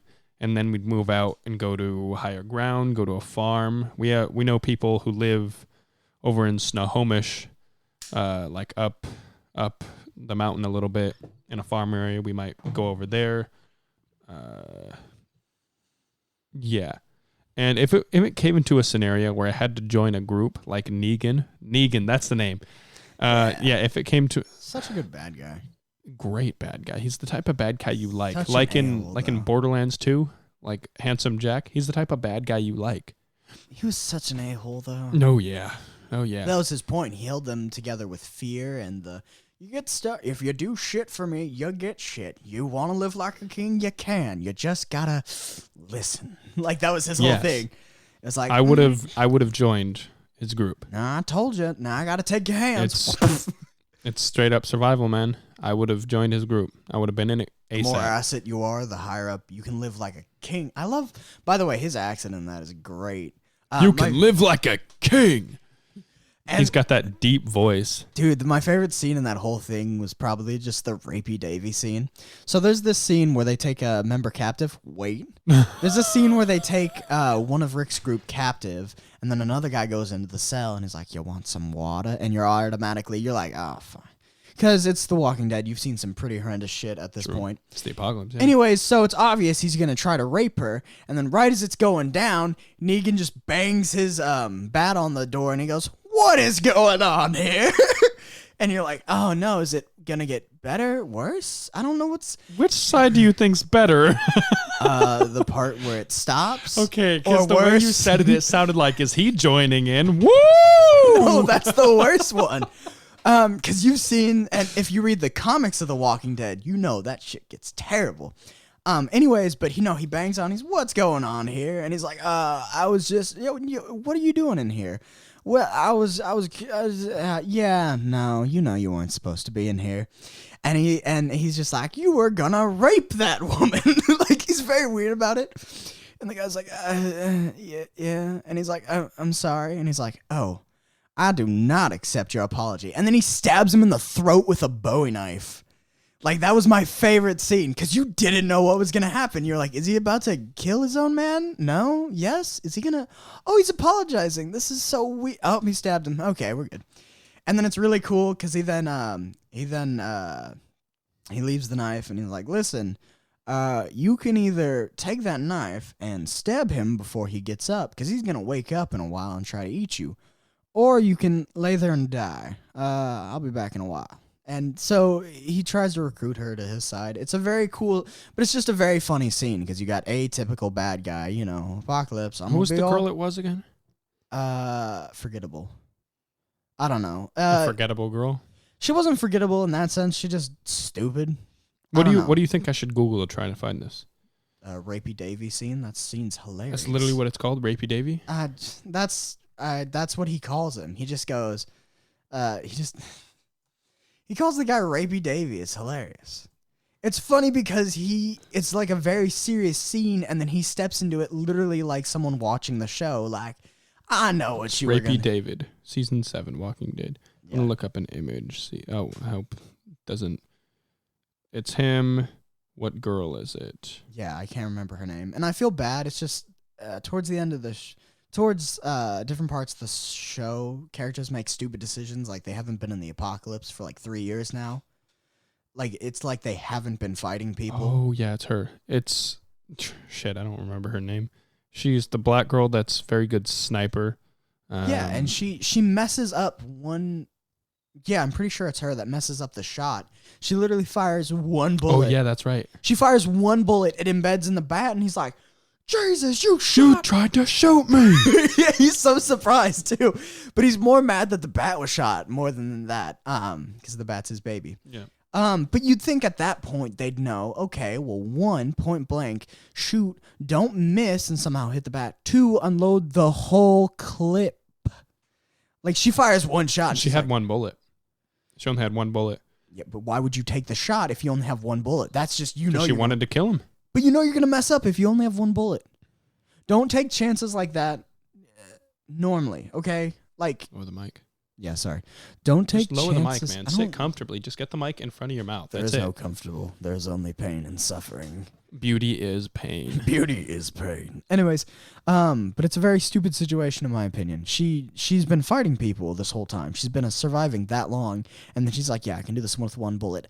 And at point blank range, she misses and hits a bat. No, she shot straight at him. He raised his bat up, sort of like in defense or whatever, and it would have hit him straight in the chest, but his bat just perfectly caught the bullet. Yeah. So she didn't miss. She just shot straight for the chest. It would have killed him, but the bat blocked it because he raised his bat up. I wouldn't have taken the chance. At that point, I would have made a homemade bomb and just been like, here, hold this friendship grenade. Let me give you a hug. Well, no, I mean, at that point, if you're that concerned that you're like, I'm going to die, you might as well make a homemade explosive. Walk up, give them a nice, good friendship grenade hug. Mm-hmm. Y'all, if any of you have seen SAO, Sword Art Online, that was actually one of my favorite scenes from the Gun Gale Online part of it. Because I like the Gun Gale Online part. I think Sword Art Online, it was good. It was good when there was after an a actual... few episodes. Because the first few episodes were all whiny and cryy and shit. I'm like, what the fuck's going on? And then after that, it got good. And I was like, oh, thank God. Yeah, because they were trapped in a game where they could die. It was just a bunch of people crying for like the first few episodes. I was like, shut up. Get to the cool part where people are cutting each other open. I forget Noah's... I always forget that. I always forget the empathy thing. It's just annoying. Normally an empathetic person would be like, wow, if I was stuck in a game where if I died, me knowing I've died thousands of times in games, knowing that if I died, I died for real, being stuck in a game, trapped, never going to see my family again, most likely, and people are dying by the hundreds or whatever from stupid things and then getting killed by other people, I'd cry. Big manly tears. No, I'm kidding. I'd sob like a little girl. I'd be like, ah! And then I'd get good. I'd slap you in the face. In the game. I know you would. I'd slap you in the face. Man the fuck up, Blaine. And then I'm just... Anyways, so yeah, no, I liked that. But there's one scene in the second season 2 or the second show. End of season 1, whatever it is. Gun Gale Online. Anyways, so they're in a tournament, and no, he's in a game again, but he's not in one that will kill him if he dies. And it's like, so we're the only 2 left. How do we do this? One of us has to win. And she takes a grenade, activates it, and then throws it in the air and hugs him so it's stuck between both their chests. And she's just like, friendship grenade. And then it takes both of them out, and they tie, and so they both win. So that's what I mean when I say friendship grenade. That's any time you take someone out with a grenade you're either holding or have on you. I do that a lot in... If he had more health than her, though, he would have won that scenario. Which is bullcrap because it's a grenade, point blank, to the chest. Oh, well. I know, it's a game. I have plus 3 stamina. That's why I don't like games like that. No, in my opinion, I hate games where A, if someone's a higher level than you, you can't do anything, or B, they can have all this health. Because in my book, if you shoot someone in the head with an arrow and their health bar goes from like 100% to like 99%, I'm just like, no, I don't want to play this game. If I can headshot somebody and they don't die, I don't want to play the game. If I can shoot at someone in the head, hit them in the head with a bullet or a rocket launcher, but they're a higher level, so it does nothing, I'm not playing the game. It's stupid at that point. I don't believe in that type of game. I believe you can get armor, but I don't believe you can take a headshot right to the dome, get domed with a 12 gauge or something like that, and then be like, well, I'm a higher level. Your shots do nothing. That's just not my thing. Although the scene where he's getting like 5 or 6 people all slashing at him, but he's such a high level his health regenerates before they can damage him. Back in Sword Art Online. If you watch the abridged, that's a way funnier scene because he just sits there and he's like, I regenerate at a high level. I am your god. Like, it's just such a... Did he actually say that? No, he goes, well, I have good news. You don't have to wonder where your god is because he's right here and he's all out of mercy. And then they just go, because they can't damage him in any meaning way. Anyways, going way back, she should have just grenade hugged him, pulled the pin, held it in her hand, took it to her chest, hugged him, and then taken him out. If she was so ready to kill herself in the process of killing him, she should have made a homemade explosive or something. Spoiler alert. Spoiler alert for this whole episode. Anything we bring up. I know, I feel bad too, because I know there's at least 1 or 2 people that are watching this, and they're just randomly like, no, I wanted to watch that show. It's only been 10 years. More like 3 for The Walking Dead. Anyways. It's been a while, man. It's been a while. A fat minute. Anyways, point still stands. I think she should have just taken him out like that. And way back to what we were talking about, I love that scene from The Walking Dead because literally it's the most, you think a bad guy villain is going to be like, yes, do the thing. And instead he's like, I do not accept your apology. Rape is not a policy here. Stabs him in the throat with a Bowie knife, like this big Bowie knife. Just huge. Yeah, there's a picture right here. Yeah, it's great. It goes, and They show it completely in The Yeah. Walking Dead. It just goes straight through this There's guy's his head throat. and his face is a expression. Like, it's about as big as my pocket. Well, it's bigger than my pocket. It's bigger than that. Knife. But it goes all the way through. It goes all the way through his throat, and it's just a funny scene because it's so humorous. It's literally like someone watching. I just love watching people die. It's so funny. People say I'm the weird one. Damn, man. Yeah. No, it's hilarious because it's like literally someone is breaking the fourth wall, or someone who's watching the show stepped into the scene. It's how, because it literally goes from serious, like this man is going to assault this woman, he's going to rape her, and y'all are gonna have to watch, I guess, because we've already seen enough crazy shit on that show. And then he just steps in the room like, I know everything, you're dead. It's such a weird show. It took me out of it for a second, and I laughed. My brother laughed. It was hilarious. Yeah, if it was a scenario where you had to join the Saviors, would you? I mean, could I? Yes, but my morality would become a problem real quick. I don't give a shit. I'd probably get murdered. I don't give a shit. In all honesty, it would. The first time he goes and he's like, "Well, I gotta kill 2 of your people to make y'all step in line," I would probably shoot him, but it wouldn't work because plot armor, and then I'd get brutally murdered. I would do whatever it takes to survive. I So know I'd you would. join his group, and then if a Rick came along and he was taking down the entire system, I would then join Rick's group and help him take down the entire system from the inside. Well, the only reason he won was because of plot armor. Plot Literally, armor? dude. What's plot armor? You don't know what plot armor is? No. Okay, so it's when a main character or main characters survive something crazy they shouldn't have, or they're up against someone who should obviously kill them instantly, or they're fighting a bigger group, but they survive because of plot armor. Yeah, that's happened to Rick plenty of times. That's the point. That's why people got tired of the show. It's because literally he can't die. There's nothing that could happen. He could be... Like, you get plot armor in a sense in the second episode. One of them, because he's trapped in that tank. But it leaves with like him about to blow his brains out, and then he looks and there's a hatch, so he climbs up in there. Glenn had it where he fell literally into a horde of zombies, and it's like, all right, he's dead, and you get the scene of guts being ripped open, and he's looking down like, and then spoiler alert. All right. Okay, people.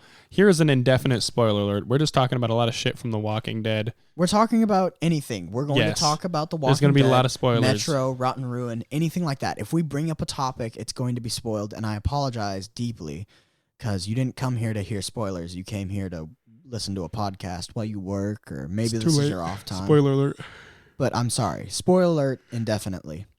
But anyways, so Glenn falls off, and you see his guts being ripped over, and it's like, oh, he's dead. And then it cuts to the next episode, and plot armor, the other guy fell on him. The zombies, instead of biting at his legs, are ripping at the other guys, and he crawls under a dumpster and survives. Yep. Plot armor happens so much in different shows and mediums, and it's annoying. I do want the main character to survive. I don't want him to survive because literally a grenade went off, but, he somehow survived being point blank there, or something of the like. Plot armor is when they won't kill him off, even though he shouldn't have survived that in any way, shape, or form, but he does because he's the main character. Game of Thrones was cool because of that, because you'd have stuff like that happen. It got annoying, though. Jon Snow got revived. That was cool. Spoiler alert, Game of Thrones, indefinite. It was cool the first time, but then there was the time where he fell under the ice, and he should have drowned, and then everyone left because they had to. And then he comes back and is like, just kidding, not dead. Anytime that happens. But Game of Thrones was cool because then you'd also get really attached to someone. And then they'd be like, yes, I am the best at this game. And then they just walk up, stab them in the throat. And you'd be like, oh, shit. It's like, man, I'm really loving this Robb Stark. Big dead. Ned? I said big dead. Big dead. They would all get the big dead. Yeah. People will die. And it sucks, but it makes the show more realistic because in real life, if you look at a history book, there are people who should have survived a lot more and then just drop dead. It's like, oh man, he's taking over the world. He's going to rule everything. Mosquito bite. Literally, the world's unpredictable. So anytime... No, that's not the thing I thought was going to fall. So there's that. We got to book down. Book down. Don't cut yourself on the blade. You can just set that one over here. I ran out of table space. I wanted to make this very apocalyptic themed, so I brought out the best apocalyptic So we brought books. Weapons and books. Books mean apocalypse, all right? They can. Like, look, I have, for the people watching the video, I have this open, the ultimate ride. This is an apocalyptic scenario, and then we got a Mad Max imagery over here. I don't know. I thought it was cool. There's a bunch of different types of apocalypses. We talked about zombie apocalypse. Let's move on to nuclear apocalypse. You're all doomed. Explain what you did to me at work. Start with a thumb thing. So the general rule with nuclear apocalypses is you can see the mushroom cloud, which will happen with nukes. But keep in mind, nukes aren't the only type of explosive that creates the iconic mushroom cloud. Other bombs can do that too. But in this case, it's a nuke. If you can hold your hand out straight in front of you and do, thumbs up, if you can cover the nuclear mushroom cloud with your thumb, you're at a safe distance. Me personally, I'd still leave. I'd still get farther away. Mm-hmm. But if you cannot cover that explosion with your thumb, you need to move quick. You need to drive, run, whatever. Get if your as arm's far out away as you can, and your thumb covers the explosion, you're safe, but still run. You're if your safe, arm's out but and your I thumb doesn't cover the explosion, whip out your dick and enjoy it while you can.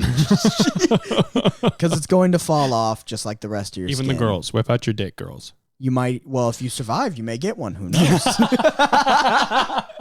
We're going to get cat girls one way or another. Oh, anyway. No. Now back to the cat girls, Lane. Are you a furry? Are you a furry, Lane? No, but I did defend the one that you were calling a furry. Come out to the podcast. Lane, are you a furry? No. For my job, I've had to wear an actual... Furry.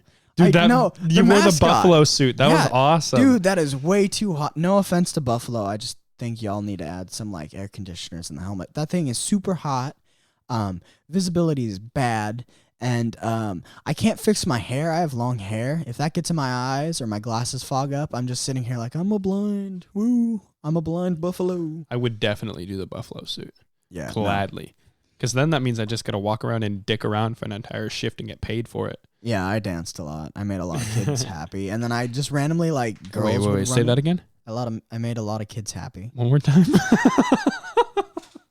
In your furry suits. There's a lot of knives here. I could just stab Yes, you could. I've got the crossbow on my side. Yeah, the unloaded crossbow. Yeah, it takes a while. You're right about that. You got most of the blades. You literally have the katana on your side, man. I have the hatchet on mine. I've got the oversized pocket knife on mine. That's literally all this thing is. If you're watching on YouTube, check it out. They literally just took a pocket knife and just scaled it up. Noah, pocket cleaver. Yeah, he's got the cool pocket cleaver, which isn't as big as this cool pocket knife. No, but which has a little bit of a give. It's more of a show weapon than anything, but that pocket thing knife works. ASMR. Actually, no, stop doing the mouth noise. I apologize. I got alarms going off. I thought you said you turned. I did. What was that song? Good morning. So, for those of you that don't know, I constantly have alarms going off on my days off and stuff like that. To keep you awake. Yeah, to keep me awake. I'll just sleep the whole day away. Stuff like that. I constantly have alarms going off that I have to turn off. Anyways, as I was saying, it's smaller than your thumb. You're getting away. What next? The explosion's smaller than your thumb. Yes. So even then, the problem with that is that's going to kick up a bunch of radiation, dust, and all that into the atmosphere, which is going to collect in the clouds. So if it starts to rain, you're going to be screwed. What you need to do in that case is you need to get inside. That is not rain. That is nuclear fallout. And it's just as deadly. So what you're going to want to do is get inside. You're going to take plastic sheeting or something of the like, and you're going to want to use duct tape or any type of tape you can. And you need to block off everything. Doors, windows, you need to tape that up. You got to make sure nothing on the outside can get inside. Air vents, your dishwasher. Your dryer, that has a vent that hooks to the outside. You want to seal that off too. You want to seal it all because you're literally trying to prevent nuclear radiation from coming in from the rain. So remember your attic too, anything you might have connecting to the outside. You're going to seal it all up. If you're in a big house, you might also want to seal up some of the rooms there and get to the middle of the house, the most middle of the room you can. You're gonna want to buckle down, bunker down, hunker down. I'm bad with the English. They all work. Anyways, in the most middle of the room with bottled water and canned goods. Yeah, because the water is probably going to get polluted. So if it rains, yeah, you're going to be in a bit of trouble there. After that, I think it's the first foot. If you're going to grow food, you need to take away the first foot of soil where you're growing. You're going to have to sanitize stuff outside. Generally, if I were you and it's raining nuclear fallout, you want to bunker down inside. And then as soon as you can, you want to get into a vehicle and get out. If you're left in the rain, your best bet is to take some iodine. It's going to make you puke, but it's going to help fight the nuclear fallout. Keep in mind there are different types of radiation poisoning you can get on different parts of your body. That's just the basic one I know of, is iodine to help fight it. But if you're out in that, you're pretty screwed. And yeah, I don't like nuclear apocalypses. No one wins for one. Two, the land gets damaged for a very, very long time. We're still dealing with effects from Hiroshima. Hard to breathe. All the plants are dying. The animals are dying. Yes. Anything that survives is mutated and gross and possibly non-consumable. The water's destroyed. Yeah, everything. It ruins land. I don't like wars that end like that. It's the same with using, like, Agent Orange or something like that. Generally, with Agent Orange? It was something used in the Vietnam War. It just killed everything. And then they were like, yeah, it's fine. You guys, you soldiers like a are gas? It was a chemical they laid down, and it killed tree life. And they were like, hey, it's fine. You guys can bathe in this stuff. And they were wrong, and they lied, and people had severe birth defects from it. Our soldiers came back. Some were sterile. Some had babies that were severely birth defect. It was terrifying. That's disgusting. War breeds the worst type of weapons. Yeah. Yeah. Like, seriously. Gas was invented for war, like actual chemical gas, nukes. Did you know there's rules for war? Yeah, we had to make rules. Yeah, there's no more gas warfare, no more chemical warfare, no more biological warfare. Yeah, any of that stuff. Any rounds you shoot, they can't be hollow point. They have to be a certain caliber so they can go through and go all the way through every person so they don't get stuck. I'm going to take a small break. Noah, take it away. Take it away, Noah. Take it away, Earl. That's a quote from Harry Potter. He's got a lot of books. I brought some. Like, I've got Fahrenheit 451 here, which is actually not really apocalypse, more as dystopia, which is a good book. It's not the best book. You should check it out, though. It's a fairly good book. 1984, great book, very, very dystopian. And I've also got the Razorback trilogy with Enclave, Outpost, and Horde. He's got The Maze Runner, which is a good series. I didn't read the whole thing, but I read the first book, which is good. The second book, I kind of lost interest, but the movies are fairly good. I brought some Walking Dead comics. He's also got the Ultimate Survivor Manual, which definitely useful. You got a little bookmark in it. And several, actually.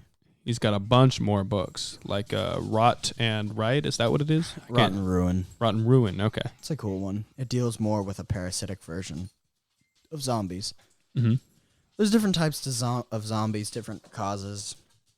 I don't think we've done the actual, like, dead coming up from the graves style books or games or movies in a very, very long time. Nowadays, it's more of a virus or a plague that is more advanced than others. Mm-hmm. And, it spreads through infection, yada, yada.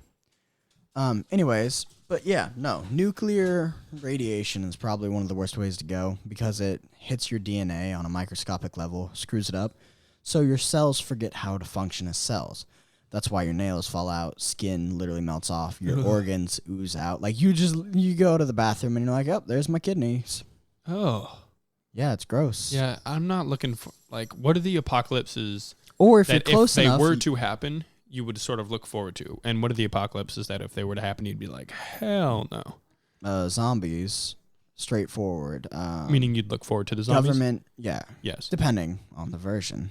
True. If I'm in a Left 4 Dead situation where I gotta empty 4 clips into a tank, which is a supersized mutated zombie that just walks around looking like Hulk, no. Yeah, that. But yeah, no. If I'm looking forward to like The Walking Dead or even maybe World War Z, maybe, and 28 Days Later, those ones I could probably survive. They got endurance, so you got to be smart about it. But then if I'm also dealing. Are they coming up to pick up the? Are they coming over to pick up the dog? No, that's just my mom arriving back. Oh, okay. And now my niece is upstairs, and they're barking. They're like, "Oh, people." The doggos are barking. Yep. Bark, bark, bark. Anyways. Hey, come here. Come here. For the video viewers, this is Button. She is a Chihuahua. She's so annoying cute. and a rat. I hate Chihuahuas, but I love this one. Look at her. Look at her. She's so sweet. And come here. Oh, don't knock the tripod down. boy. Oh, come here. Come here. No. Oh. She's got a big doofus tail. Come here. Up. Her tail knocks things over all the time, and come it's so funny. Come here. This is my dog. You probably can't see her very well, but this is Amelia. She's a doofus. What sort of dog is it? Describe it for the people who can't see. She's a purebred German Shepherd. She's not a slope-backed. She's a straight-backed. She's got that little saddle coloration. She is brown and black. She is very pretty. All great dogs. And a doofus. I love them. Yeah, German Shepherds are fun. We didn't realize they were that vocal. Dude, Huskies are extremely vocal. Let me look up a video of Huskies screeching because it is a very common occurrence. While he does that. Yeah, no. Huskies whine. And probably a basic virus outbreak, one that, like a plague or something. I could survive that. I could mess with that too. Check this out. Check out this video of the husky You having whining. a hard time getting out of bed this morning? Some days are harder than others. But you gotta get out of bed. Come on. Come on. Come on. Get out. And they just do this constantly, especially when they get argue older. with you. You say don't do that, they'll whine back. You say do that, they'll still whine back. They just do this screeching noise. And my husky, oh my gosh, my dog, we don't do this we don't give her like baths in the yard anymore because she's too old. But when she was younger, we would give her baths in the yard. We'd get a little kiddie pool. We'd fill it up with water, and we just let it sit for like a few hours in the summer so it would warm up. And then we'd put her in the pool, and we'd bring over some dog soap, and we'd be washing her off. And she would screech. I mean screech. When I say screech, I mean like your eardrums are bleeding. Screech. Neighbors, this isn't a joke. This actually happened. Neighbors walked out of their house wondering what the hell is going on, just to find out it's my dog just getting a bath. She's just screeching like we're peeling off her skin while she's still alive. I love huskies. I love my dog, but dang, they screech and they whine. And when they get older, they just whine about everything. Like my dog, she whines at night just to whine. Like if she wants me to lay her down because she won't lay down on her own during the night. She does it during the day just fine, but she doesn't lay down on her own during the night. And she always has to have me do it. So she'll whine and I'll come and lay her down, and then I'll have to pet her for like a few minutes, or else when I get up, she'll get up too, and then I'll have to do it again and just repeat the process.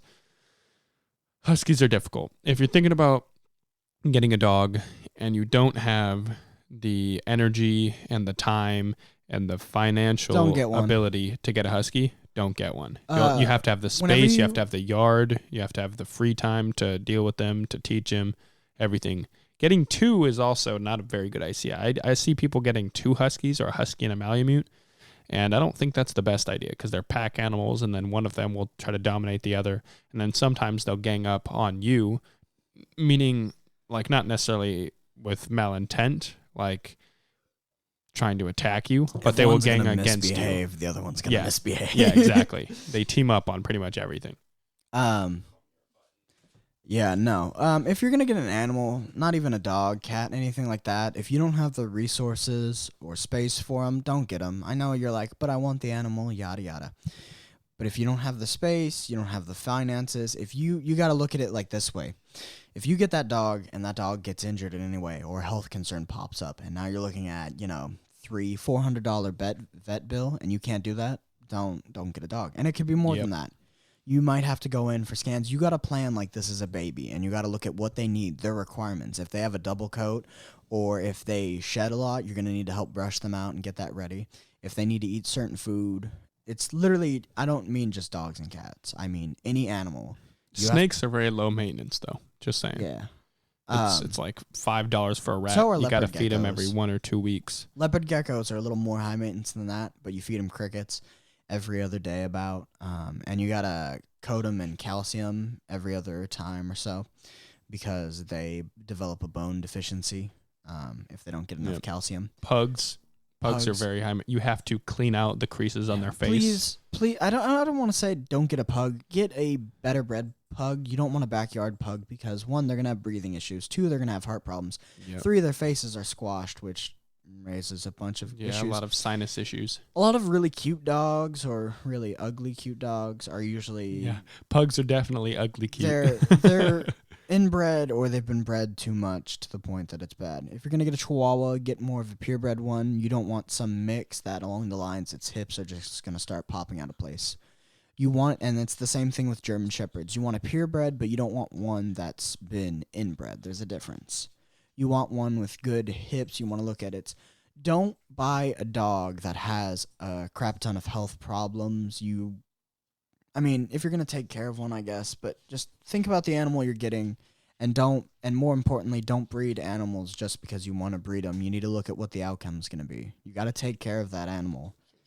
Don't bring a litter of puppies or cats into the world that halfway through their life are going to have health problems or anything like that. So, yeah, just when you're getting an animal, think about it, research it. Don't just get one on a whim. It's something, depending on its lifespan, you're going to have to take care of for anywhere from 5, 10, 15 years. And that's a long time because, 15 years, a lot can change in just a year. So 15 years of an animal is a very long time. So keep that in mind when you go to get a pet. EMP apocalypse. What do you think? First scenario. What are you going to do? Super fun to watch. Yeah, there's a show on it. Let me look it up. And are you talking about that one that came out? I think it's on Netflix. It might be a Netflix original, maybe not. But watch Jericho. That's a very realistic show. It's very cool. The show has the premise that not only did an EMP hit, but it's like an indefinite EMP.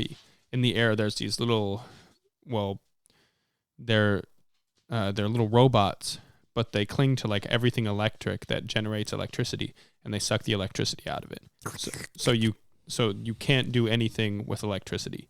And the show whole is based on that. And the first season's really good, but spoiler alert, the second season they that might be the end of the first season, but eventually they found out a way to counteract the ability. Is it a little they have a generator thing that generates a field where they can use electricity, and so they start using helicopters and shit, and the government starts overthrowing the people, blah blah blah.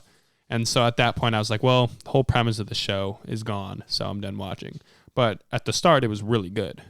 And I'm gonna check it out. Go ahead and talk on your point. Yeah, there's another show. It's either that show or another show like it, but the general idea is electricity doesn't work anymore, and it's a cool one too. My thing about EMPs is they'd be fun to watch in general. You won't see anything. You can't see an EMP. But watching everyone freak out because everything's off, electricity doesn't work. Some people are so absorbed in their phones and electronics they don't notice anything around them, and that's a problem. So it'd be kind of fun in a not nice way to just watch everyone panic it would suck though. People on life support, anyone who needs electricity for medical reasons is obviously going to die, and I feel bad about that. But anyone who's absorbed into their phone or their social media being cut off, it's going to be a little funny. You know that one friend, so if you run into them and they're freaking out, it's going to be a little bit funny, just a little. But the show I was talking about is called Revolution. Yeah, I think we're talking about the same one then, yeah. Permanent EMP. Good show. Well, good first season, and then after that, I didn't really enjoy it. So the EMP apocalypse,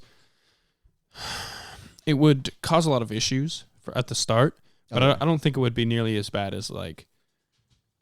We would just have to go back to days where we didn't have electricity, which It all isn't depends on that how big it of a goes, deal. though. Yeah, it depends on how people take it, Infrastructure, how some the places is EMP going happens. to Does like the power crush. progressively fade out, or does it everything stop at once? So like you're driving your car and then suddenly your car crashes into another one, shit like that. Oh, fun fact: EMPs, older cars will be fine because they don't Yeah. have computers on board. but the Teslas new- won't. Well, obviously, but newer cars depend a lot. Like some of them don't even have. So like when you apply brakes or gas, it's an electronic thing. You're not actually pushing on anything. It's all electronic responses. So your car won't even start. But older vehicles, they'll be pretty good, and you might have to swap out some basic components. The thing with an EMP is it's insanely possible. All they have to do is detonate an explosive in the air. The downside, obviously, being that when they do that, anything electronic is going to fail. So, obviously, life support stuff and... Should I let her out? Yeah, she's howling at you. Anything like life support, anything electrical is going to fail, which means planes, anything like that, they're going to fall out of the sky. And that's a scary problem. My view is it's survivable. I'm going to leave this to Noah. I'm going to mess with the dogs again. All right, time for me to room review again. Room review. And he's also got a bunch more books. Endless Apocalypse short stories. That actually looks pretty fucking awesome. He's got a bunch of weapons here, man. He's got the blades from Riddick. If you're watching on YouTube, you can check it out. If you're not watching on YouTube and you want to really see them, you can switch over, or you can just Google it yourself.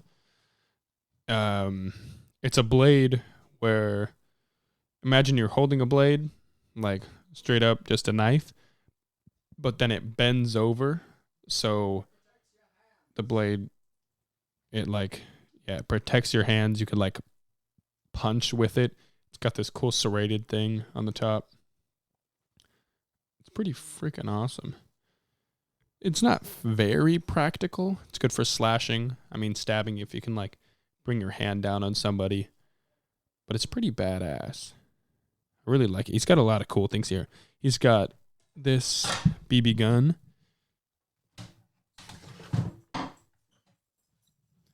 That actually... Oh, wait, that's not this one. It's a different one. Where is it? Oh, there it is. Holy crap. This BB gun that just came apart when I picked it up.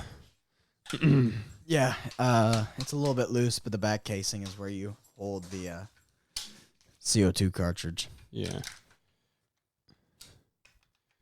It's quite cool. You know, you ruined the whole like aesthetic of that being real. Here, hand me it.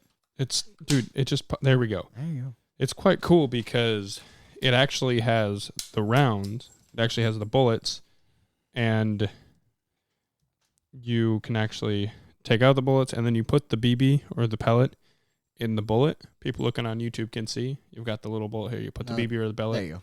in there, and then you load it back in, put it back in, set it to fire. I'm going to have it on safe right now. And then you can you cock it back? Yeah, you can pull that hammer right back if safe. Yeah, the hammer. Yep.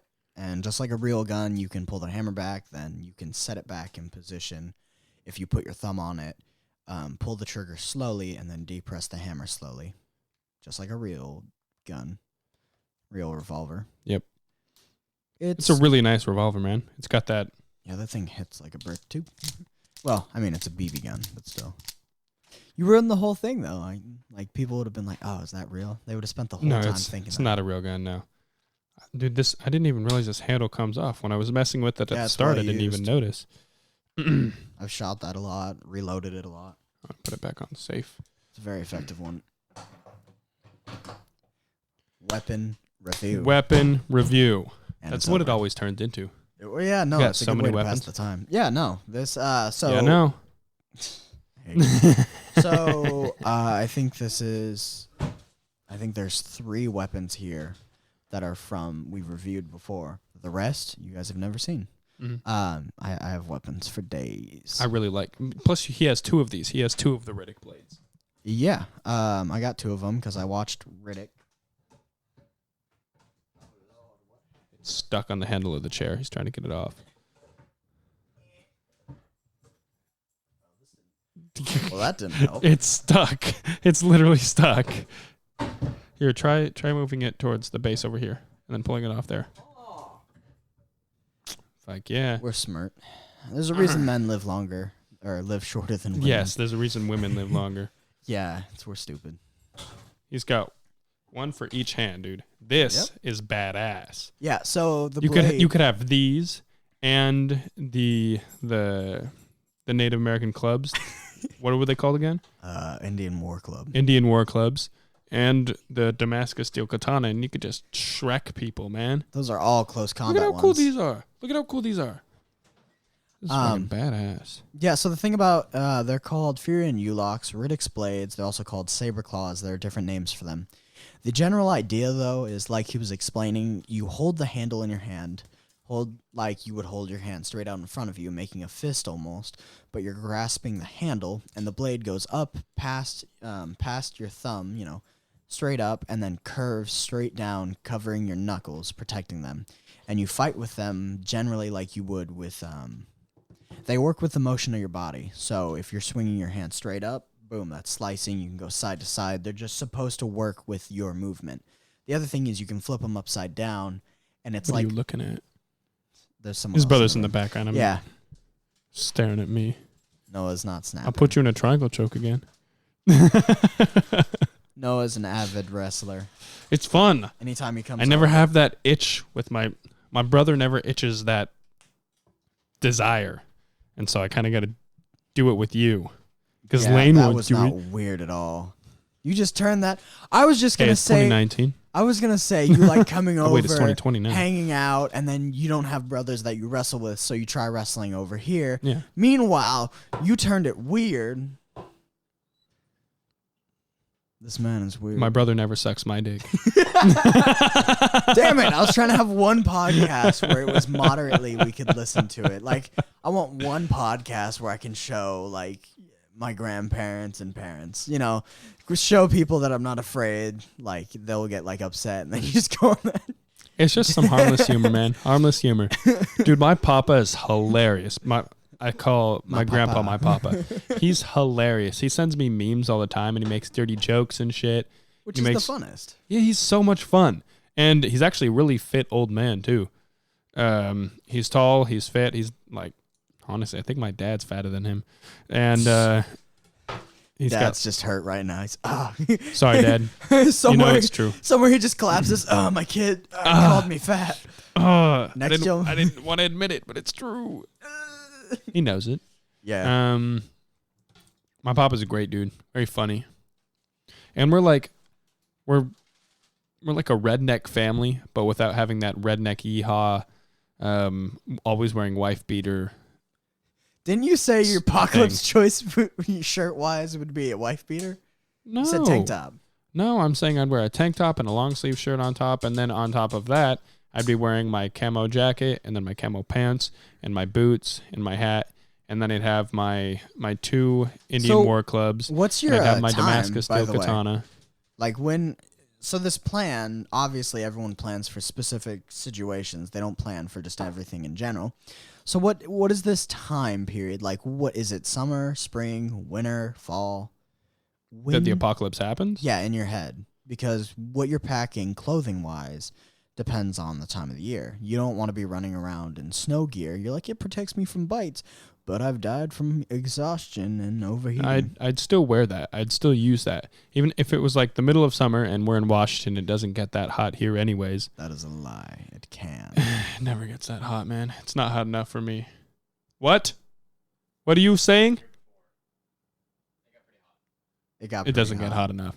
And like worst case scenario, I'd still have those clothes on me, but I could like take off the shirt, tie it around my waist or something like that. If I didn't see any zombies in the direct vicinity. If there were zombies in sight, I'd have a full shirt on. Because, come on, you got to be real. You can't be wearing short sleeve shirts in a zombie apocalypse. They're just a slight scratch on your wrist. You're done. You're messed done, up. so. Yes, just like that. Yeah. Little kitty scratch. Oh, you're dead now. Very effeminate zombies. Oh, I got you. Nom nom. RAR XD. RAR rips out XD. throat. Back to the U-locks really quick. Yeah, no. For the video viewers. But yeah, no, the blade curves down, so you can hold it in that. But you can also hold it like you would hold a normal knife with the blade going straight up out of your hand. But with this one, because it curves up over the fingers, your hand's protected, so you can still do the stabbing motion, slashing motion, but your hand's covered. Also, it has a brief saw blade on the curve, so you can use that saw blade. It's very cool blades. I love it. Very cool. It's much like the karambits. They're kind of so defense, they're offense. Explain what karambits are. We talked about them in the first podcast where we did the weapons, and karambits are generally, they're a really curved blade, and they usually have more points of contact. They have a loop to them, which either your pinky goes through, depending on how you're holding it, whether it's the blade up or blade down, or your pointer finger goes through it, and so you hold them, and they come curved. I'm bad at explaining knives. It's okay. But usually they have multiple blades on them, multiple points of contact, and it's a blade that you could easily go and, slash across the throat or the Achilles tendon. But it's very much, they strike at you, you can strike back, and you can hit them with two different edges at once. And they're a blade that's literally, it's so defensive, it's offensive. What's your ideal gun in the apocalypse? Versatile, something smaller caliber. So AR, AK is great, but I'm looking at something the ammo is easy to come by. So depending on what type of zombie apocalypse, even a 22 LR round would be okay. I mean, you got to get good headshots, and it's not always going to be effective on everything, but even that is effective. Generally, something smaller caliber, so like 9mm 45, you can find rifles in that, but I wouldn't pass up an AK or an AR.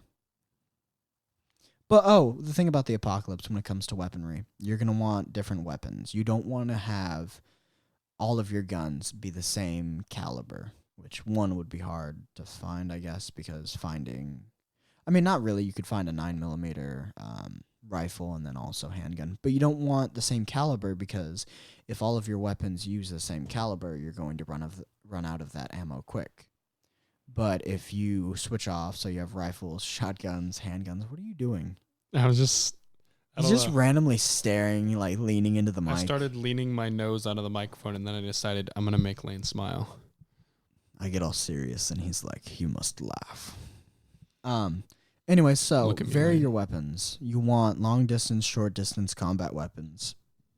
So something like a bow. Hold the serious face. Blade, keep explaining. or an axe. If you're not watching video, you guys have this is hilarious. This man just cannot hold a straight face. And then when it comes to your guns, you want different ranged ones too, like a shotgun, handgun, and rifle. They each have their own qualities, like a high-powered rifle or something closer to a sniper rifle. A long-distance one, that is effective at taking targets out far away, obviously. They get in closer, you can use that regular rifle like an AK or an AR. AKs can generally be used through a lot. They're a rifle designed to keep running. So ARs are good, and you can strip them down, clean them easily. Remember, gun maintenance is a thing. But AKs just generally keep going. That's the whole point. They're made to be self-cleaning. They're made to be this rifle that you can take anywhere and take through anything. They're a crazy gun. They're cool. But that's the general staples, is you want something from medium to long range, which would be a rifle like that. And then if things are getting in close or you're clearing corners and stuff, you want something like a shotgun. Pump actions are good. You can also find semi-automatics, which are ones where you just have to chamber the first round, and just like a semi-automatic gun, it'll automatically chamber the next shotgun. Those are good too, because you can use those for closer range targets. And last but not least, your secondary, should be your secondary or sidearm, your handgun, which you want a moderately big caliber. You don't want something crazy like, 44, I guess, because, you can have whatever you want, but generally go with a magazine-fed handgun, not a revolver. because you want something you can reload fast. And remember, magazines don't grow on trees. Don't just drop that, reload another one, and keep moving. If you're changing out a magazine, you want to switch that to a pocket if you can, and then reload it at a later date. Magazines are not infinite, obviously. Yep. That's the benefit of revolvers. The magazine's built in, but then you have to kick, depending on which type you have to kick that cylinder out, kick out all the chambers, or all the bullets, and then throw one in after the other. So, Like this. as Noah's going to demonstrate, you just kick that to the side, kick the bullets out, and reload it one by one, which takes time. And if you're panicking, super hard to do. Or else, if I'm working with a handgun, all I have to do is simply toss another magazine in there, cock it back, or if it's been... if the chamber has kicked itself back, all I have to do is toss another one in and kick the slide forward, and then boom, ready to go again. Unless it's Pack-a-Punch and you have Speed Cola. I hate you. I'm trying to drop actual knowledge. That's a Call of Duty reference. So, as I was saying, generally, close range, medium range, long range. That's the type of weaponry you want, and you want varied ammo. You don't want to depend on the same ammo source. It's the same with food. If you're eating the same food, if everyone's eating the same food, you're going to run out of it quickly. You got to vary things. I think something that would be good is a shotgun pistol and an AR-15 or an AK-47. Are you talking about a wrist breaker? Yeah, basically. Okay, if you come across a shotgun shell firing, whether it's 410 or 20, hopefully not 12, 410 or whatever firing handgun, just realize that thing's going to kick. A lot. They're usually nicknamed the wrist breaker because it's a shotgun, something you take two hands and hold, and you shoulder, and that thing kicks back and up, and you're putting that into a pistol. That's why they're called that, the wrist breaker or the judge. The whole point is it's a handgun, but it's firing a shotgun shell that rips everything in front of it. Unless you're firing. Oh, that sounded weird on audio. That was someone running upstairs. That was cool. Oh, I was like, did one of our things fall over? What happened? Yeah, that sounded cool. Anyways, so something like that, yes, you can use it, and yes, it's going to be super effective. Just remember, it's called the judge and wrist breaker for a reason. It's a very heavy round of fire. Yeah, if you could get one of those, an AR-15, and then your katana, that covers all the distances. Same with a 44 Magnum. It's a big bullet, and it's got a lot of kickback. It's called like a hand cannon for a reason. Yeah. Remember, you can kill with a high-level caliber, but you can also kill with a 22. Just keep in mind, 22, you have to be better shot, 9mm better. If you're going to go for a average basic caliber, 9mm hollow point. That is what you want. Yes. Yeah, very true. I agree with that. And remember, aim for the head. You can shoot, center mass for human targets that are attacking you, but zombies, headshots. Crossbows and bows you can pick up the ammo for. Bullets you cannot. You can reload the shell casings. Yeah, Bill Burr has a little skit on this. Bill, good to have you on again. Thanks for being here. It's nice to be here. My house. This happens a lot, actually, where I'll be just falling asleep. I don't have any kind of weapon in my house. So you want to go with the 22 caliber? This is Bill Burr. Perfect gun to shoot in the house. It's a low caliber gun. You can't really kill anybody from a distance, So if they take a hostage, you can just start shooting at them. Perfect. Just let it go. This is good to know. Yeah. No, when I'm on the road, I talk about getting a 22. Everybody makes fun of me. Because, it's that guy thing. Like, oh, what, are you going to shoot a squirrel? Yeah. With your little gun? But if you're in a house, that's what you want. Little 22. I'm basically teaching you guys how to kill somebody, I think.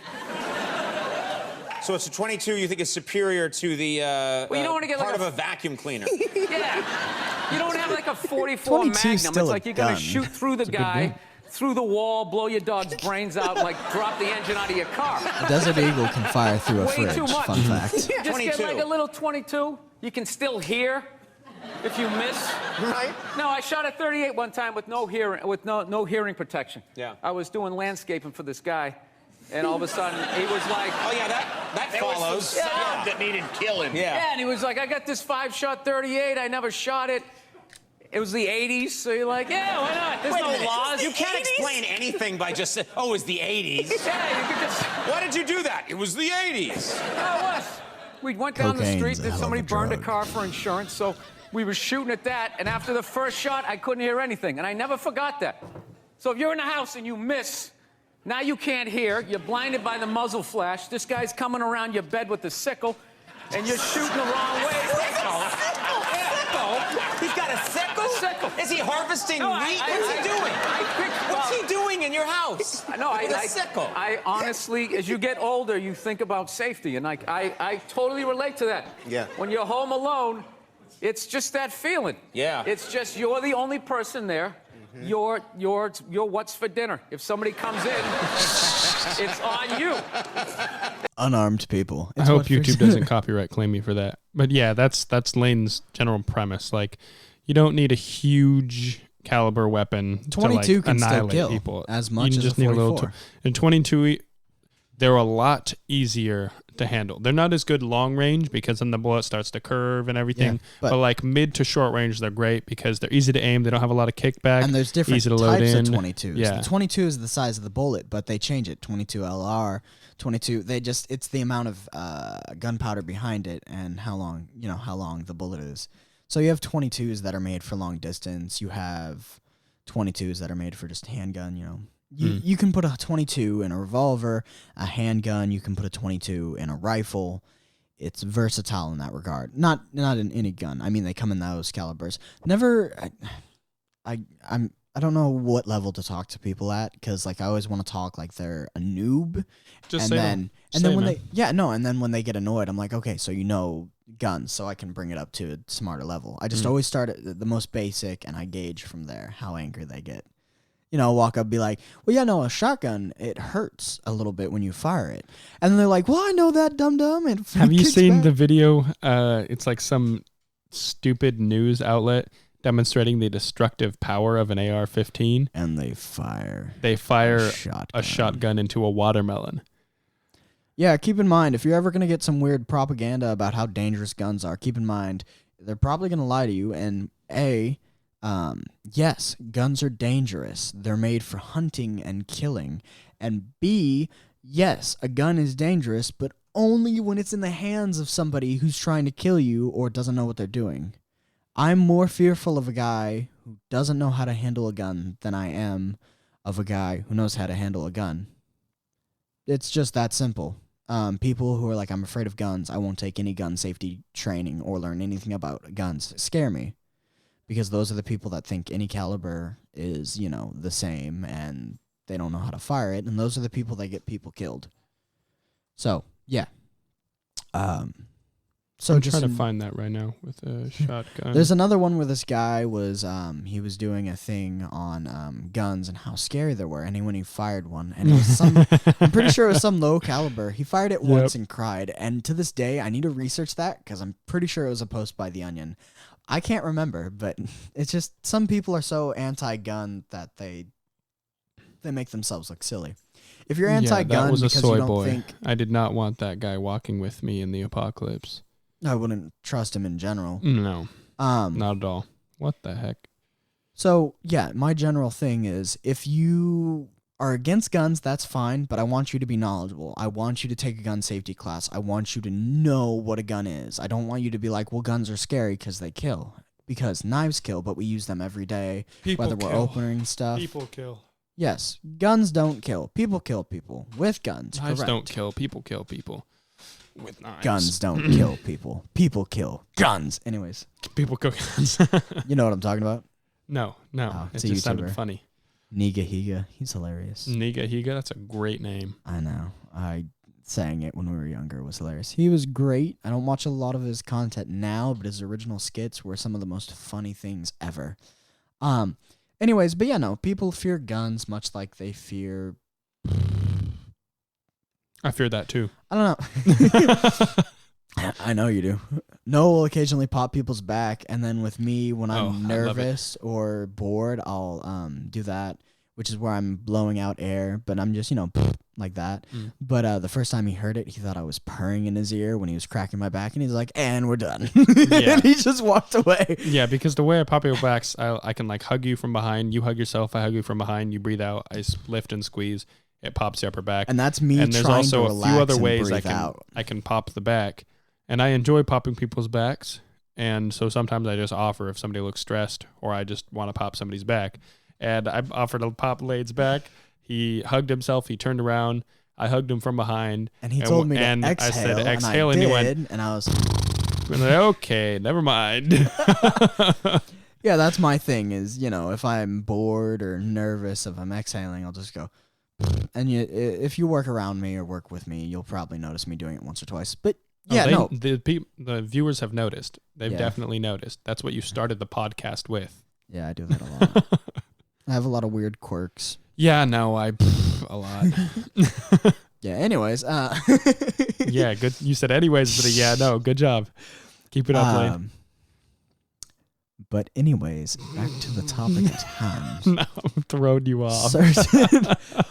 Certain people are afraid of guns, but what they don't realize, because they think they're dangerous, and they are. A gun is a tool and a weapon at the same time. We've used them in warfare. We've also used them to collect the meat that we put on the table. Yep. People are afraid of them, but they forget everything around us is dangerous. People have been exploded. People have been killed by explosions, fire, acid, water even. Tripping on a shoelace. But they've also been killed by stabbing, bats, whatever. And people want to make guns illegal because it's dangerous, but at the same time, knives are dangerous. We work with them every day. We use them to cut open boxes, to, We're cut surrounded food, by prepare. knives right now. Yeah, well, no, that's because I brought them out. But you have kitchen knives. You have knives you use when you're eating food. So if you were afraid of them as much as you were of guns, you'd look ridiculous. And that's how people who are afraid of guns look in my eyes. Now, if it's someone with PTSD, that's different. You have PTSD, you're afraid of something. That's fine. I'm not going to argue that. But people who have never, A, fired weapons, B, served in the military, anything like that, and they're like, well, I hate guns. They should be illegal. We shouldn't have guns. You don't need a gun. You don't even, I hate people like that. If your argument is we don't need guns, and you're like, the police, just realize police take time, and depending on how critical the situation is, they might not get there in time. And also, guess what? You can call the police and still have someone shoot you in the next 5 seconds. I'm not saying get a gun and tote it around. I'm saying take classes. Maybe you want to conceal and carry. That's fine. Can't wait till I'm 21. But if you... Yeah, I know, it's fun. It's fun.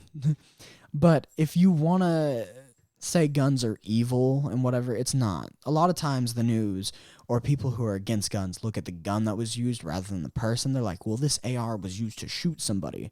And I'm like, yeah, it was used by a person who was crazy and or unstable and or just angry and shouldn't have had ARs a are weapon. also used for self-defense and hunting. Yep. People argue ARs aren't used for hunting. They are. They definitely are. And at the end of the day, it doesn't matter. If you use a gun for target practice or for hunting, self-defense, it doesn't matter. Your right to bear arms is to own a gun. People can argue about the Second Amendment all day. You can argue about what the Founding Fathers meant, because now times have changed. But at the same time, your right to own a gun is your right to own a gun. You shouldn't have to explain whether you're going to use it for hunting or target practice or to buy it and hang it up on the wall and look pretty. As long as you're mentally stable and you don't have a record of doing bad things, you should have the right to own a gun. That's my opinion.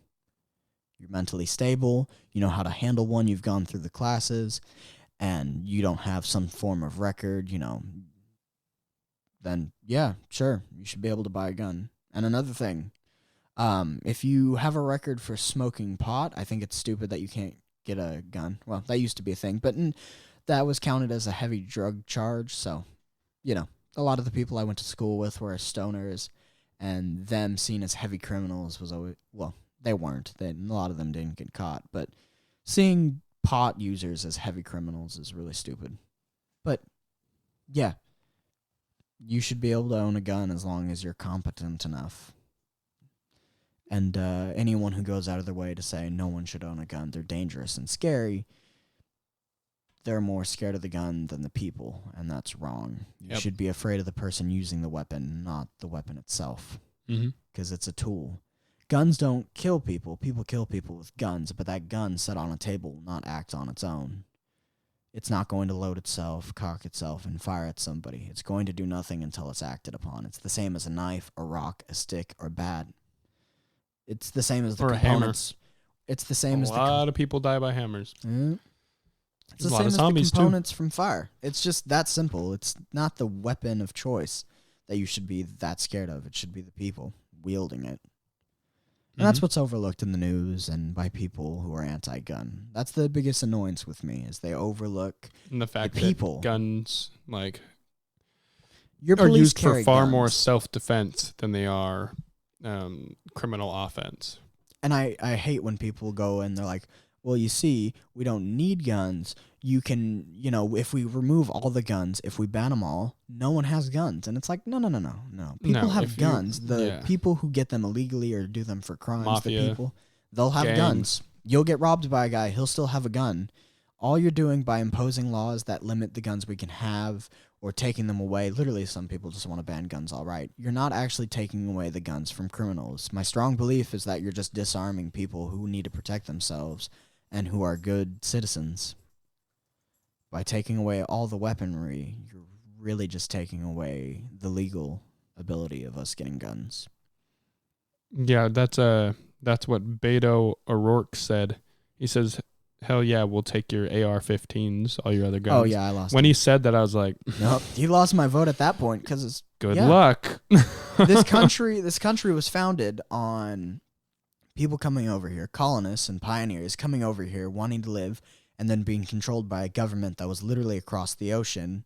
So they rebelled, but right before they rebelled, they had heavy taxes done, and then they were going to have their guns removed. That's why the Second Amendment was made. One, to help stop a rising, government dictatorship, and two, to keep our guns in our hands.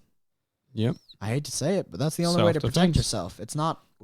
It's not always with your words.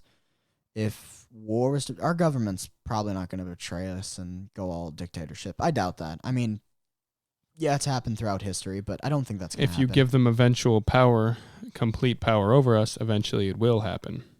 yeah, That's just total power the trend of corrupts history. totally. Yeah, no, I know that. I just don't think that we're going to go to war with our own government. That's a bit weird because that's like saying you're going to go to war with the military. Now, if we did, honestly, government's going to win. They could nuke us.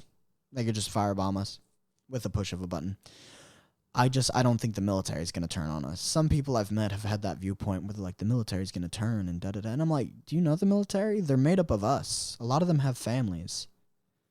Like, a lot of them have families. That's what they're fighting for. They're not really fighting for the country itself. They're fighting for the men they fight with. You're the brother beside you. And they're also fighting for their family at home. They're not going to betray us and randomly come against us because they are us.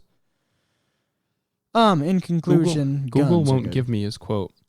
I'm looking all over, and Google is just like, no, we're not going to give you his quote. The quote, we're coming for your ARs, we're coming for your AKs. That one? Yeah, Yeah, that's weird. this might be a video of it. If it's a weapon that was designed to kill people on a battlefield,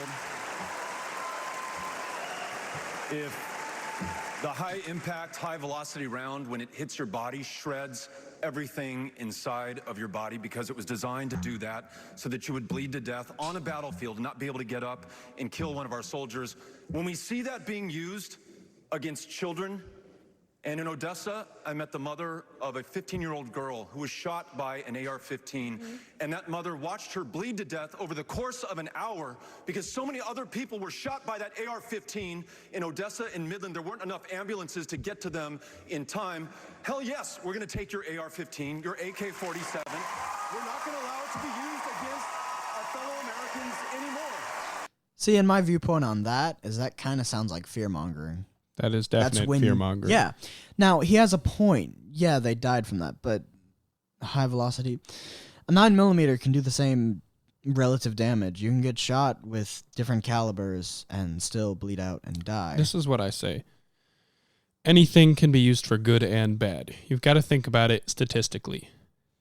More guns are used to save lives than to kill.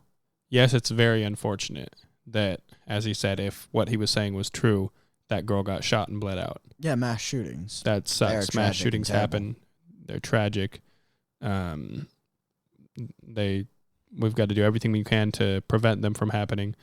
But you can't disarm the public trying to prevent these things from happening because they will only happen more. Look at Nazi Germany. That's one of the first things. By the way, they called themselves the National Socialist Party. Socialism isn't a good thing either. Don't fall into that trap because then government takes over and then we lose quite often when you see socialist things happen, governments go the path of socialism. You see them run out of things like very simple things like razors and toilet paper and crap like that. And you see them just run out of that because socialism doesn't really work. And it's unfortunate what happens to these kids. It's unfortunate what happens to people that guns are used against. But I would be all for not allowing guns if statistically they caused more bad than they do good, and the government wouldn't overthrow us and people were good and all this stuff. But there's bad people in the world. You have to defend yourself from bad people. I'm all about protecting me, my loved ones, my family, my friends. If it comes down to a criminal breaking my house and me shooting them or protecting my family, I'm going to protect my family. Because that's self-defense, and that's the big point that we're driving at. Criminals will always find a way to get the things that are illegal. That's why they're criminals. That's why they get the drugs. The drugs. That's why they can get access to it. They're doing it illegally. That booger sugar. But if you make guns illegal, then ta-da, it's illegal. We can't. People who need and it's not going to change what the criminals are buying, where they're buying them from. No. They're still going to be getting it illegally. And then they're going to break into your house, and all you're going to have is a butter knife. And good luck. Congratulations, you're a victim. Yeah. And now the process is going to be, well, we got to... Because people like that, they annoy me because I'm like, you're just really... You're not solving anything. You're just creating harder crimes to... I don't know.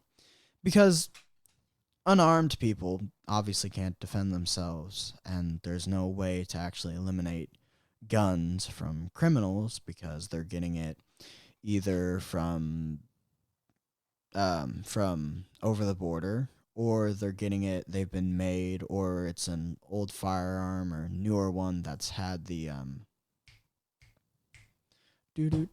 I can't remember. Anyways, serial number, they've had the serial number taken off and stuff like that. I don't know, I've talked about it a lot. I just don't like people whose immediate thought is we need to take away guns. I think if you want to go and you want people to get more thorough background checks, you want to make sure that they're not going to have a psychotic break or stuff like that, that's fine. If you want the background check to be more thorough, if you want it to take more time because people shouldn't be able to go and buy a gun immediately, which that's changed now. You can't do that anymore. It takes like 2 weeks.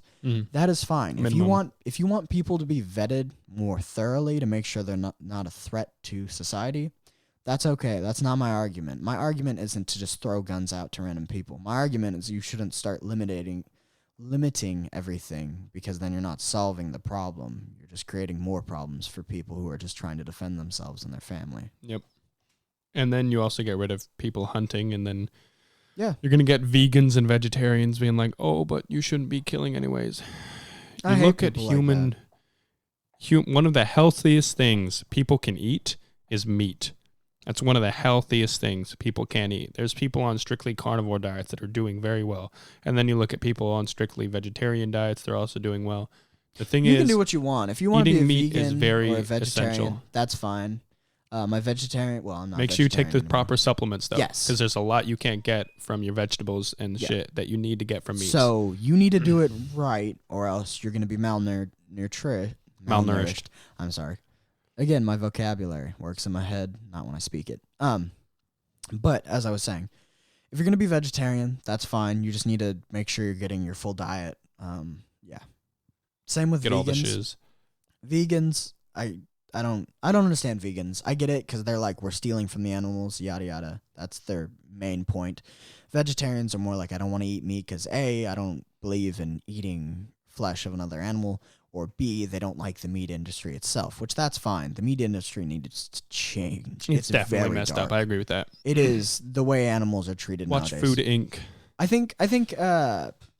I think we need to redo animal rights. I think we need, like, if you're going to kill an animal, like, with the food industry, it needs to be done humanely. I think they need to have open activity to grasslands and stuff like that. A lot of them are more factorized than anything else. Like, they're kept in pens. There are certain animals. I think we've gotten to the point where we realize how cruel things can be, and we should be giving animals more rights. I'm not saying we should give dogs the right to vote, but if someone's going around killing dogs, I feel like that kind of says a lot about them. I feel like that kind of should carry some sort of weight to it. Yeah. It's like, because some people argue, well, it's just an animal, it has no feelings, yada yada, and those people are heartless and or just being rude. We got about. Do you eat pig? Do I eat pig? Yeah. Yeah. Pigs have very intelligent brains. They think very similar to, kind of similarly to dogs. Yeah, no, they're insanely smart. But you still eat They're just pigs. like poodles. Yes, I eat meat. Do you eat dog meat? No, I don't eat dog meat. Why not? Because I've grown up near dogs. Those are my companions. In other countries, they eat dogs, but that's just because they've seen them as a food item. Me, personally, I eat bird, fish, I eat cows, pigs on occasion. You know, I eat pork on occasion. Bacon. I love bacon. Yes, and it's very weird to think about eating a living creature. I think that's another thing society has the problem with, is they're very detached from their meat source. I think a lot of people just, they buy the food in the thing, and that's all they think about. You need to think about the fact that when you go and you order some meat or whatever, you get meat, and then you don't want it. Like, I hate working in the food industry for that, because I've had, tables come in, they order food, and they leave, and they took 2 bites of their meal. And I don't like that because, and I'm talking about the meat, because that was a wasted life. Like, people will come, they'll eat 2 chicken wings, but they'll order a large, so they'll have like 24, chicken wings, and they'll just waste that. And that's wrong in my opinion. You shouldn't be wasting meat like that. I'm very much under the belief that it's okay to eat meat if you do it humanely, 1, and 2, don't waste it. That was a whole life that was given up so you could survive, and you should treat it that way. I agree. And this was a long talk about have you guns heard of and stuff. Filthy Frank's song, where he in the song he tells you exactly how to go to the dog festival in China? No, and I don't he's a song that gives like perfect instructions of how to get to the dog festival and eat some dog. I'm gonna grab some water. Yeah, ask David about that dog festival thing. I'll look it up right now. YouTube Filthy Frank Dog Festival. Filthy Frank Dog Festival Directions Lyrics. All right, it's called Pink Guy Dog Festival Directions. There's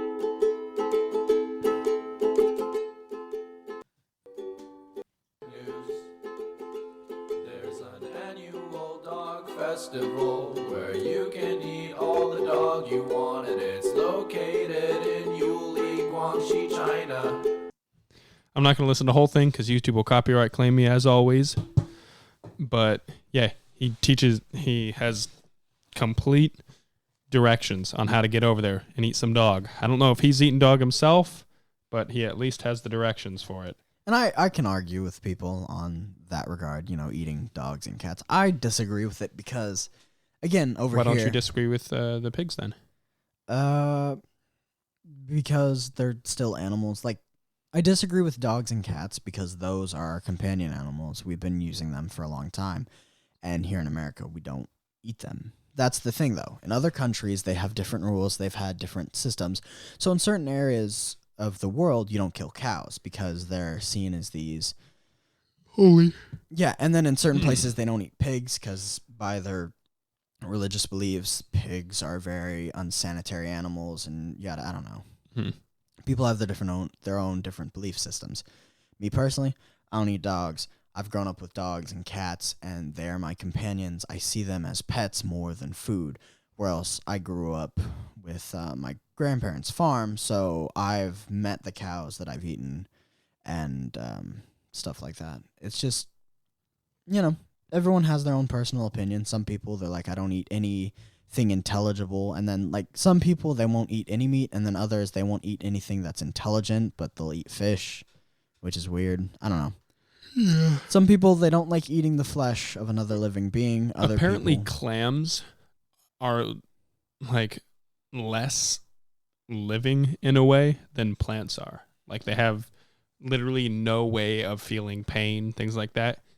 And I can't talk on this much because I've just heard like they have no way of feeling pain. So it's kind of dumb when vegetarians don't eat clams, but they eat plants because plants are more sentient than clams themselves. Yeah, fun fact. There are certain smells you smell when you're cutting grass or chopping down wood, and sometimes that's the plant essentially screaming predator to everything else. That's the thing.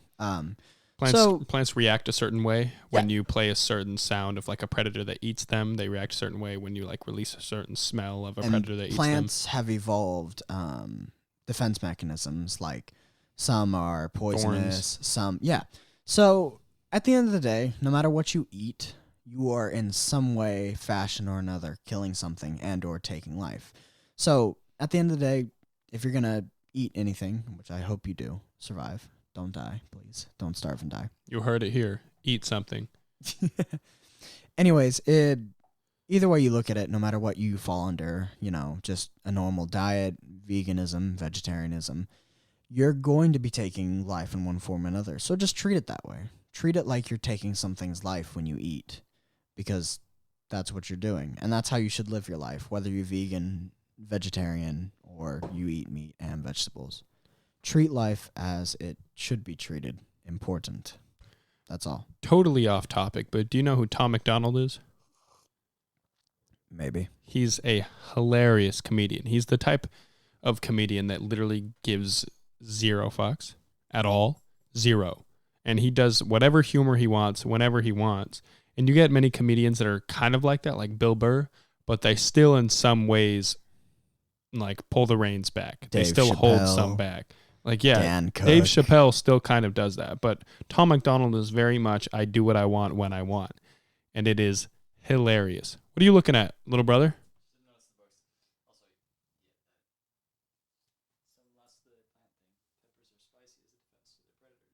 Peppers are literally spicy because it makes predators not want to eat them, and then humans are like, tasty food. It says peppers are spicy because it makes people not want to eat them. It makes them predators not want to eat them. No, humans eat them. Yeah, it's funny because they evolved that to not get eaten. Yeah, they're like, all right, we're gonna make ourselves like painful and feeling like acid, so that animals will leave us alone. And then humans are like, oh, this tastes good. We're gonna have to grow more of this. And hey, I like the way this hurts my mouth. Exactly, that's what it is. People are weird. And back to Tom McDonald, he has a joke. Yeah. So he's a very talkative person. Let's just say it in my case. I'm a very talkative person. I like talking to people. I have a neighbor that moved in. This neighbor moved in a couple weeks ago, and I finally got to talk to him. I was walking around. He was walking around too. I said, hey, you're the neighbor that just moved in. Yes, I am. How you doing? What do you do for work? He's like, oh, I'm a professor at the college over here. I'm a professor of logic. What's that? It's it's kind of hard to explain, but let me give you an example. Okay, sure. Do you have a doghouse? Yeah, I got a doghouse. So I can infer through logic that you have a dog. Okay? And if you have a dog, I can infer through logic you probably have a family. Okay? You have kids? Yeah, I do. Sure. And if you have kids, I can infer through logic you have a wife. I do. So through all that, I found out you're straight. You're a heterosexual male. He's like, okay. So starting with the doghouse, through logic, I found out you're a heterosexual male. This is only gonna get bad. It's like, okay, I can feel it coming. Shut up, Lane. Shut up. Spoiler alert. Spoiler alert. It's probably so he's like, get okay. bad. And then they finished up their conversation. He left. Done. And then a couple days passed, and he met up with another neighbor. And his neighbor's like, hey, did you see the new guy? He said, yeah. I talked to him, found out he's a professor of logic at the college. Well, what's that? Well, it's hard to explain, but let me give you an example. Okay. Do you have a doghouse? No. So you must be gay. That's a bit of a jump.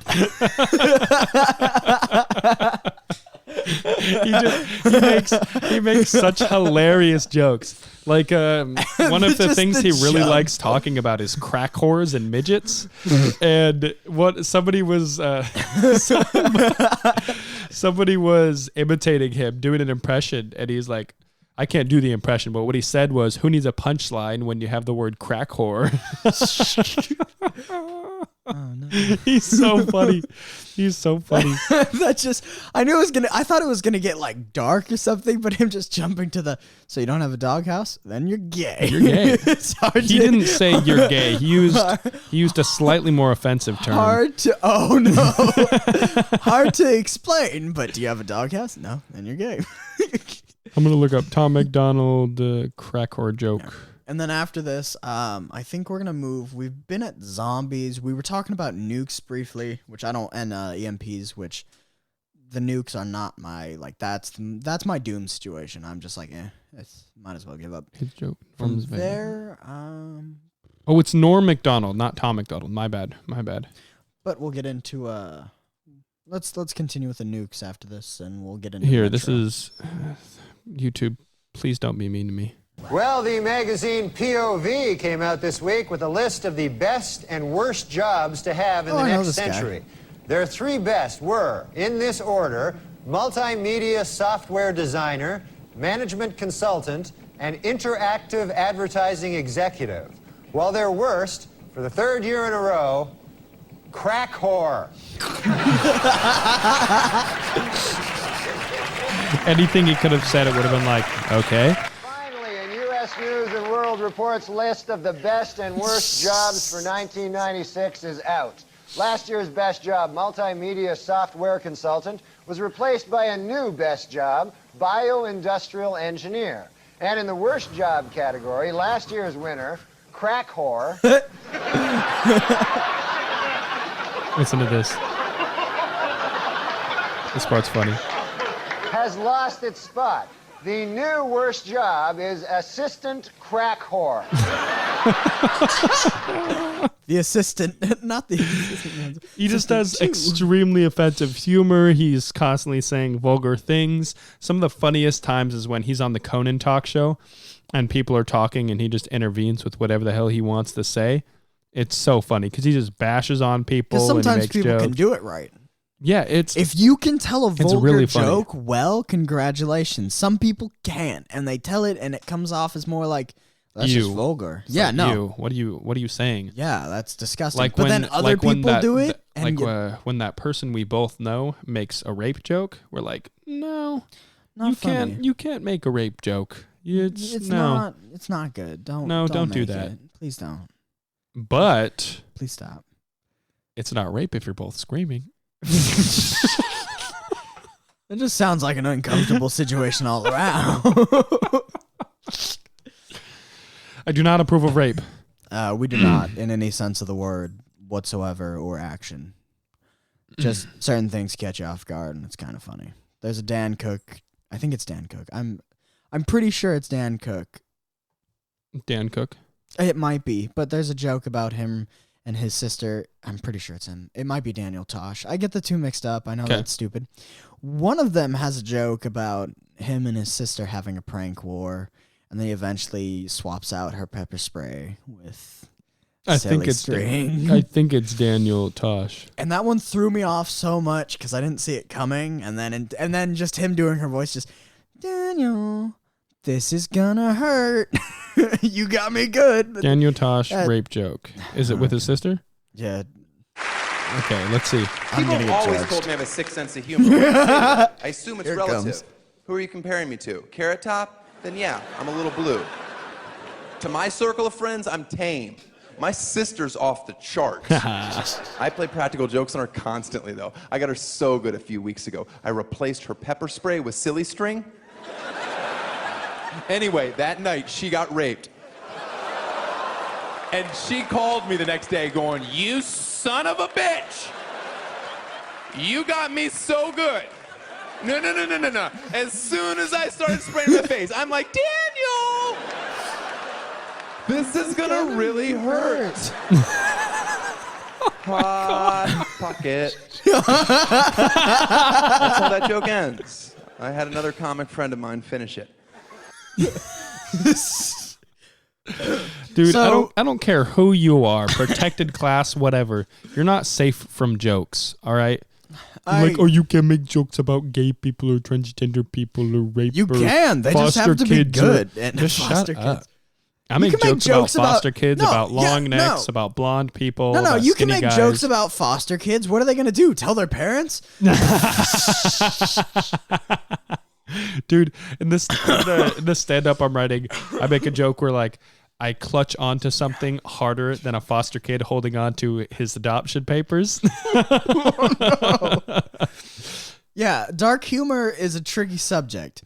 You can make jokes if you make people laugh while telling the joke, then you've won. If you don't make them laugh, then you're failing at it. You can make jokes about anything.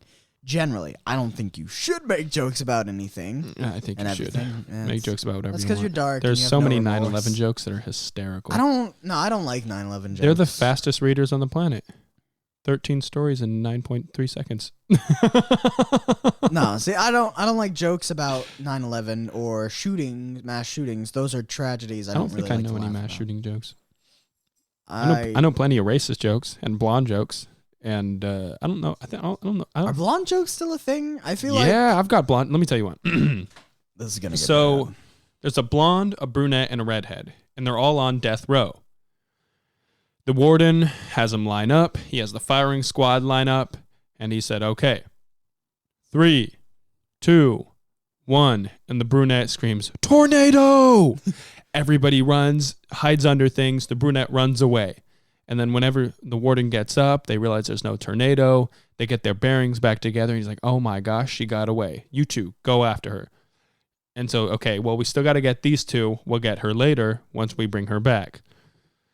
Everybody, take your aim. 3, 2, 1.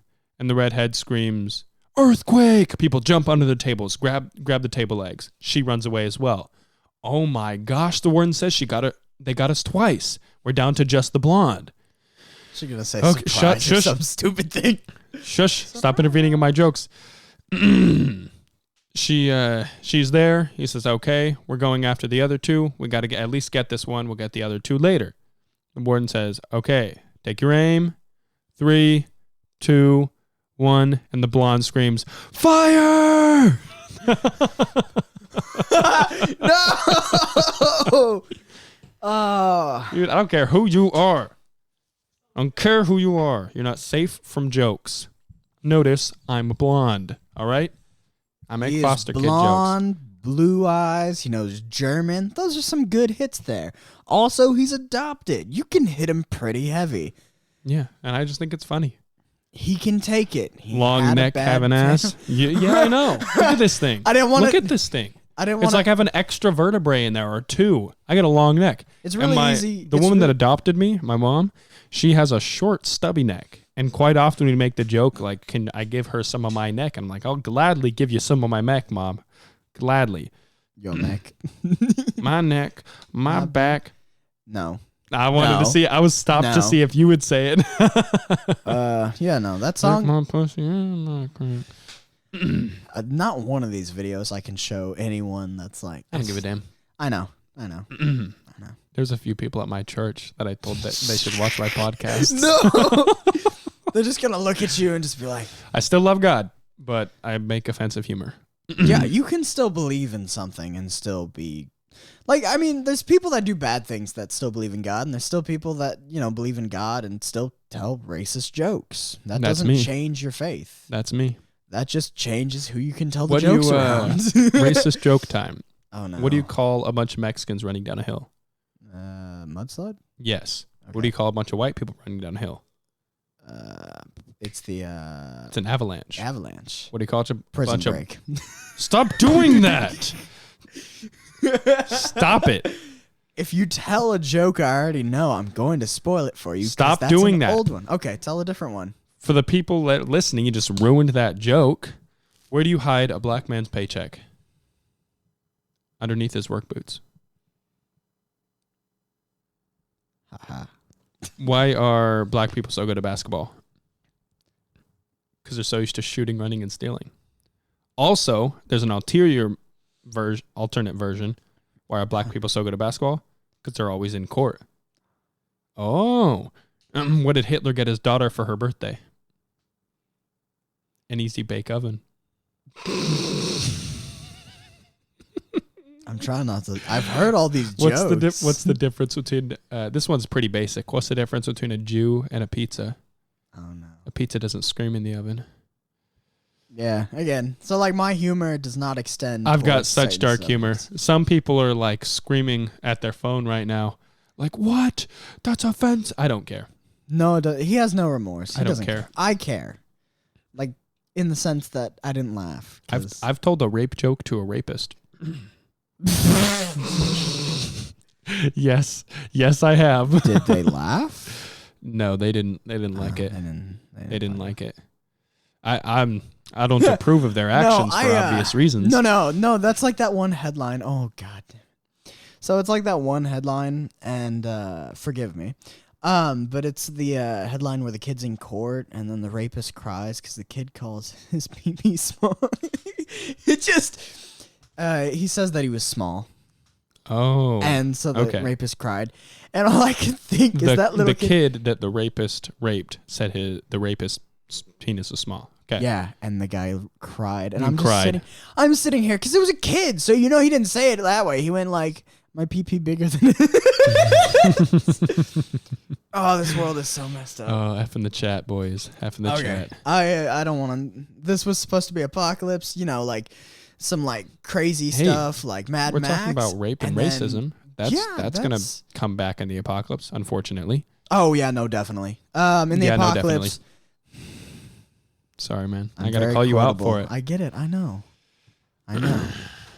Yeah, no. I hate you though, and we're surrounded by weapons. Yeah, no, I know. What are you gonna do about it, Elaine? What are you gonna do about it? Cry into my pillow. I'm gonna cry. Yeah, no. So, anyways, as I was saying, but yeah, just hit all the high notes. Just get it out. Get it out, Lade. Get it out of your system. Anyways, just mess up all my words. 3, 2, 1, go. Back to the topic. In the apocalypse, generally, which apocalypse? Any of them. Okay. Bad people are going to do bad things. Yeah. And obviously, people who are secretly racist or any of those are going to think, yeah, free reign, can do whatever I want. So if you're going to have a group, you got to instill some, like maybe you're like Noah and you're like, everything is fine as long as it's survival of the fittest. Like he would join the group that would survive. Or maybe you're more like you're going to put morals into your rules. Don't kill another survivor, rape's illegal, stuff like that. That's one thing you're going to run into. Like we started off with... Rape is so gross. Rape is so gross. I don't get how people like that. I don't get it at all, man.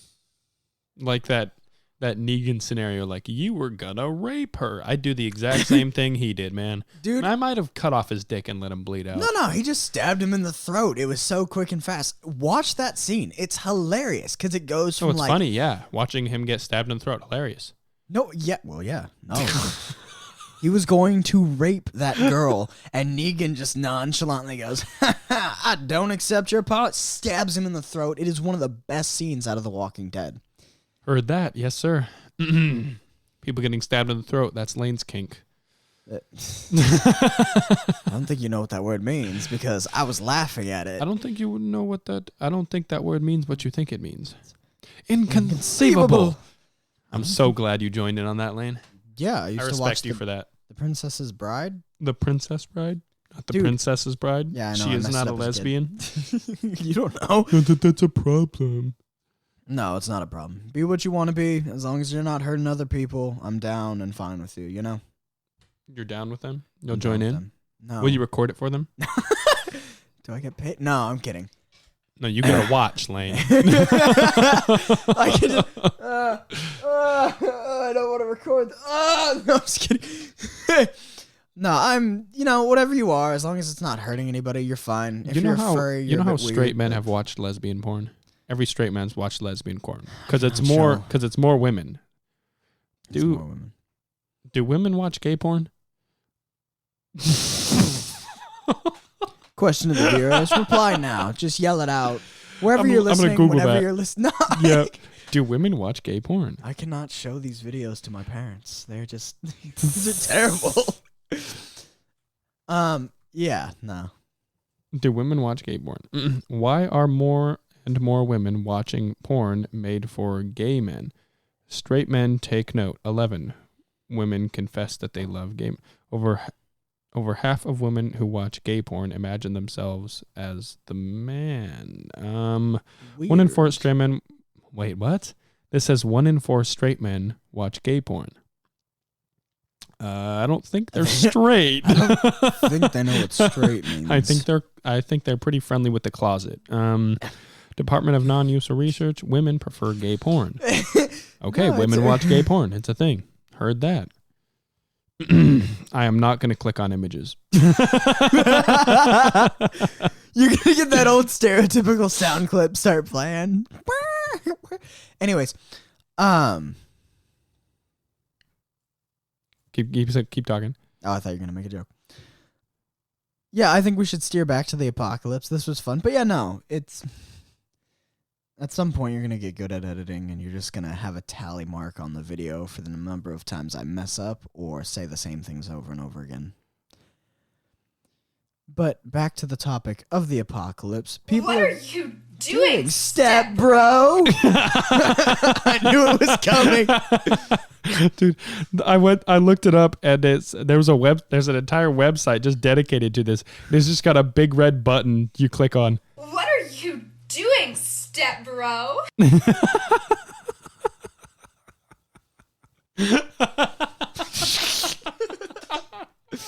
I hate you, Noah. I love it. There's a whole website doing it. Dude, I'm going to bookmark this website. I hope you get virus. It's going to be Step Bro virus. As soon as I open my computer, Step Bro. It's like that one where the guy opens it and all you hear is what, and he just throws the laptop against the wall.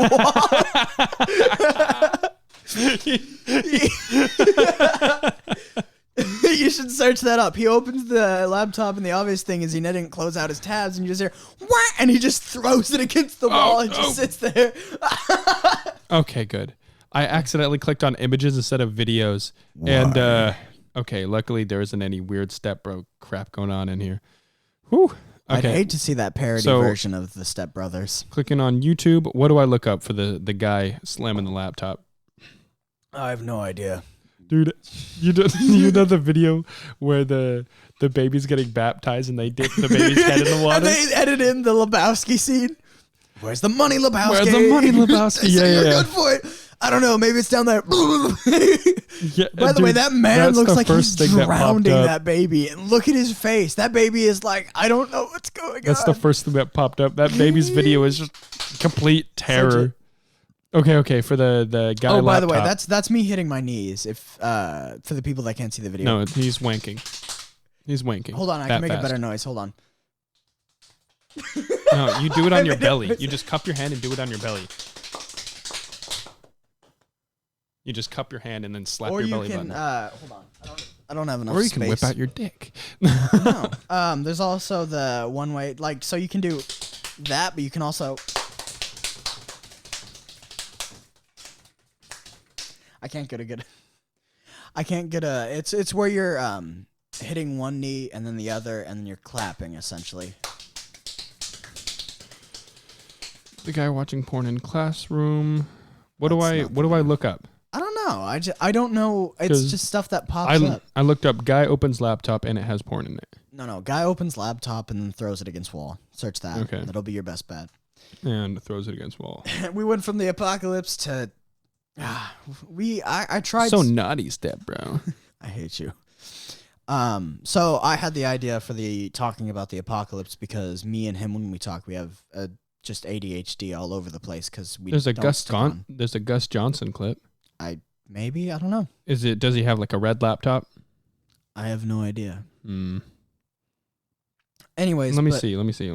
We're gonna do. This is a Gus Johnson clip. By the way, Gus Johnson is hilarious. He sits down. He sets down his papers. He opens the laptop. He opens up the laptop. What just happened? I can't see. Okay, so it cut out that bit, but boo. Yeah, boo. So hold on. For those of you that don't, I'm doing the real video. So he sets down the laptop, opens up the laptop.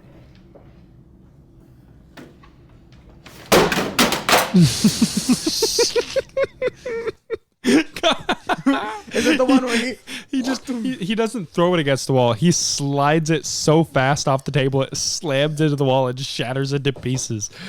And then he just like scratching his ear and yeah, that might be the clip. They edited in sounds though. No, that was funny. That was really funny. For those of you that don't watch the video, Noah has his laptop in front of him. I can't see what he's seeing. Yeah, I know. I'll figure something out eventually. Well, no, and at some he just put a mirror. Anyways, at some point, I'm hoping he gets good at editing, so then he can edit. I'm good at clips. editing. I just don't want to go throughout an entire 3-hour podcast and keep splicing in video. That's a lot to edit, man. Oh, I just thought you liked your viewers. That's all I'm saying. Yeah, I hate my viewers. That's all I'm saying. Don't watch, please. No, please watch. And watch on YouTube and Spotify. You don't have to listen to all the Spotify. Just like open it on Spotify, and then you can exit on Spotify because the sponsor's on Spotify. Oh, let me double check. Anyone who wants to sponsor him, he would be happy. Jersey Mike's, please sponsor me. He loves you. He wants you back. It's still at 19 cents. Yep. 19 cents. Yep. I got 19 cents from this podcast. I feel bad for that. What do you mean? Wait. That's how many cents do you get per view? It's $15 per 1,000. So if we divide that, yeah, that still seems like you've gotten quite a few views. So 1,000 divided by 15. How much? And shout out to anyone that's 60 cents. What? Is that really 66 cents per view? If it is, I should have more cents than I have. Maybe it's $15 per 10,000. Let me check. For those of you that don't know Noah in any way, I think we saw one comment that he was pretty sure he didn't know who they were. Thank you for jumping into this podcast. They're a bit weird, and he's obviously just starting out, but it's very enjoyable to be in. These are very fun podcasts. Yeah, they're fun to listen to. And again, like he said, the whole point of this podcast is he'll interview anyone, anywhere, anytime about anything. That is the whole point. All of this, everything around him, podcast-wise, is collapsible. He can take it with him anywhere, and he plans on it. Do you remember which video he did that on? What? Which video the guy commented on? I think it was the first video with you and me. Okay, so yeah, he says, I wonder how I even got here. Well, nevertheless, you talk, wonder about other things at length during your podcast, but only narrowing it down to just the discussion of weapons in your title really limits out on, he has a lot of typos, so really limits out on some viewership. I think you could have put in something along the lines of talking about work in the title too. Also, the comment was sponsored by Anchor lol. Because we kept doing that joke. He said that Anchor sponsorship because this video is sponsored by Anchor for those of you listening on Spotify and Anchor. But yeah, whoever you are, and this video is definitely Memento Mori, good name. Thanks for commenting, man. From now, ever since that, my titles of my videos have been more descriptive of what we talk about, etc. So, the title for this one's probably going to be Apocalypse. Apocalypse, gun issues, rape, jokes. I would just call that the humor. What you can joke. I mean, yeah, sure. Look, you're just like I said it. You just the way I'm you not looked actually going to put that in the title. The way you looked at me, you were like, YouTube would probably kill my entire channel. I want. Ooh, do the dragon voice again. That was fun. No, that was weird. Me doing into the microphone, man. He was like, people have earbuds in and headphones on, and then suddenly they hear that, and they're just like, "What the hell's going on?" The people that work with us, I guarantee they never thought, "Man, you know what I want to do? I want to have Lane's voice inside my ear." At least you recognize it, man. At least you're honest. How's your day going? Are you having a good day? I hope you are. Whether it's day, night, middle of day. Are you doing ASMR affirmations? Not yet. You are amazing. You are worth it. And we're done. That's as much as I'm gonna allow. Wait, I don't get to do the weird noises. No, stop it. I will mute you right now, Lane. No. Don't do it. I'll just talk really loud. Anyways, but yeah, no. To those that are watching who don't know him, who aren't doing this just to support him because, coworker and whatever. Some of them thank you. really find the podcast good, and I'm thankful. Vanessa, she said she listens to a lot of podcasts, and if she's listening to this one, you're getting called out, Vanessa. She said she listens to a lot of podcasts, and she like binged basically all of mine in one night. She's like, I really like the podcast. I asked, what do you like? What do you not like? Because I love constructive criticism. Give me some constructive criticism. Don't just say you're fugly, because that's criticism. There's nothing I can change about that. But if you're like, hey, you can improve this, go ahead and comment, say it. Yeah, I've got great genes. I'm tall. That's all I got going for me. Yeah, no, just shout out to all of those listening. It's good for you to take your time of day and listen to a podcast by someone who's just starting out. Yeah. And especially if you're not, related to him in any way, you're not a friend or coworker. Thank you. Even if you stumbled across this and you're just like, what is this? I hate it. Thank you for the views. That really helps his career. Thank you for hating it. I appreciate that. That starts his career off, and it's good. Yeah, I hope this lifts off to the point to where I can become self-sufficient, because, man, I don't want to work a normal job my whole life. Plus, this can earn passive income, which it actually is, but, 19 cents of passive income. So 19 cents. He can almost afford... What can you afford this day and age? An M&M? A single peanut M&M. That's enough just to stay in this stringy boy for like... I can afford one noodle for my pescetti. Yeah, and at the end of the day... my spaghetti. Spaghetti. Spaghetti. Oh, boy. Oh, wait a second. I can... Yeah? Hold on a second. Oh, I've got a good idea. I've got a good idea. I'm sad you... by the way, so if you look at his little... With video, he has on his board that controls everything, he has those lit up buttons. Those are reaction sounds and stuff. And I hate that he doesn't use them, because he has the didum-ts. And then he also has the wah-wah. Yeah, I've got... But it's just so cheesy. I don't want to use that. Like, so you don't have a doghouse, so you must be gay. It's just cheesy. I don't want to do that. No, thank you. That's it. I don't want to do that. Okay, no, it doesn't want to do that. Hold on, crickets, harp. I can change that one. So I'm going to... It's a bit loud, so... Click on harp. Okay. Oh, no. Are you adding in sound clips? I'm recording it over real quick right now. Press record. What are you doing, step bro? All right, now, watch this. Oh, no. What are you doing, step bro? Now I've got that sound bit. Next time I work, I'm just going to play this. If it's uploaded by then, which it should be. Tuesday, for all of those who are working with me, Tuesday, we're just going to play this podcast on my speakers. You're going to be playing the podcast on the speakers? It's going to be loud and proud. Maybe I'll hijack the aux cord to the kitchen. The kitchen? Yeah. Oh, heck yeah. If they allow it, please do. Spread the word. What are they going to do? Stop me? I'm crazy. They could I'll set fire up speaker. There's a lot they could do, Lane. They could fire me, but they'd have to find the speakers I hide first to then play the audio. I'm pretty sure you can just follow the sound, man. It's not how speakers work. It's not, you not that just complicated. Follow the sound. Anyways, here, just to make sure, to really prove it, I am out of the website. I'm on just plain old Google right now. Don't look at and watch this. What are you doing, step bro? So you found out how to add sound clips, but does that stay stored on the device? Yeah, it's stored on the device. I've got Justice's outro music, which I'm not going to tap because it has to play through the whole thing. And then I've got this, and then I've got the pre-downloaded ones. So like the crickets, the basic ones, the rim shot. Where's the applause? Oh, dude. I think that's this one. Yep. If we have a part 4, we're gonna hit. I'll hit record. Okay. Mm-hmm.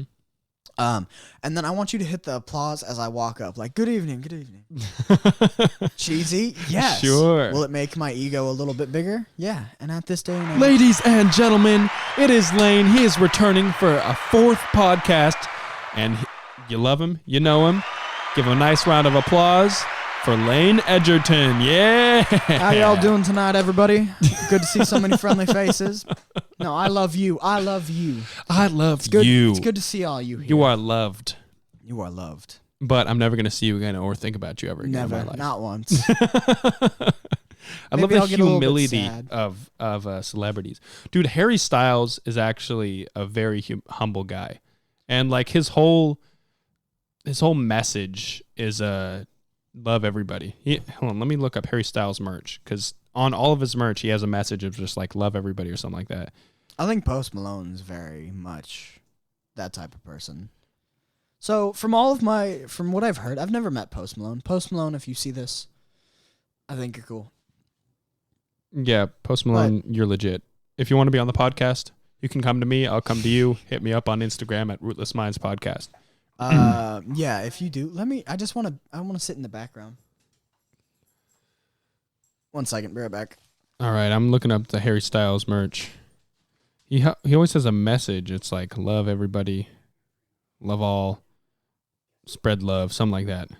Trying to find it.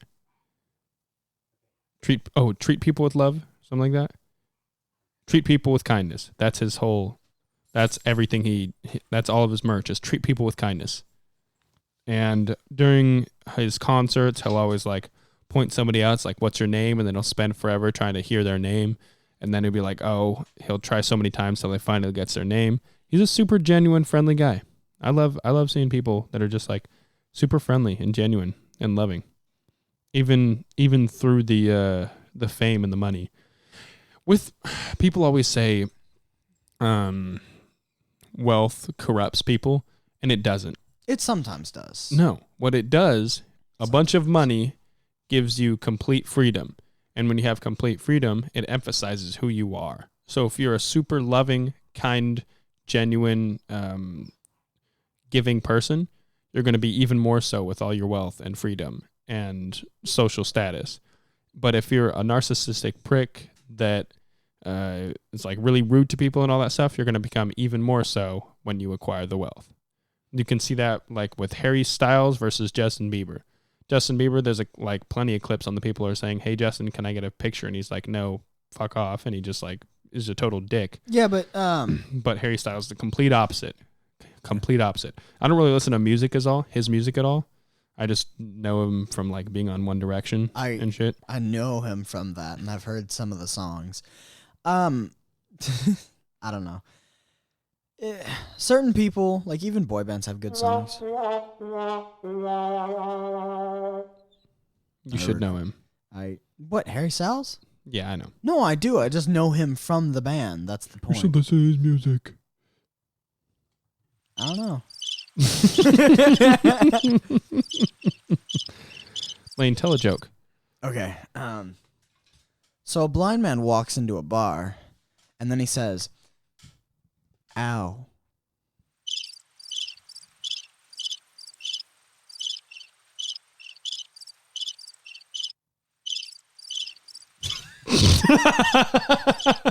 I can just loop it.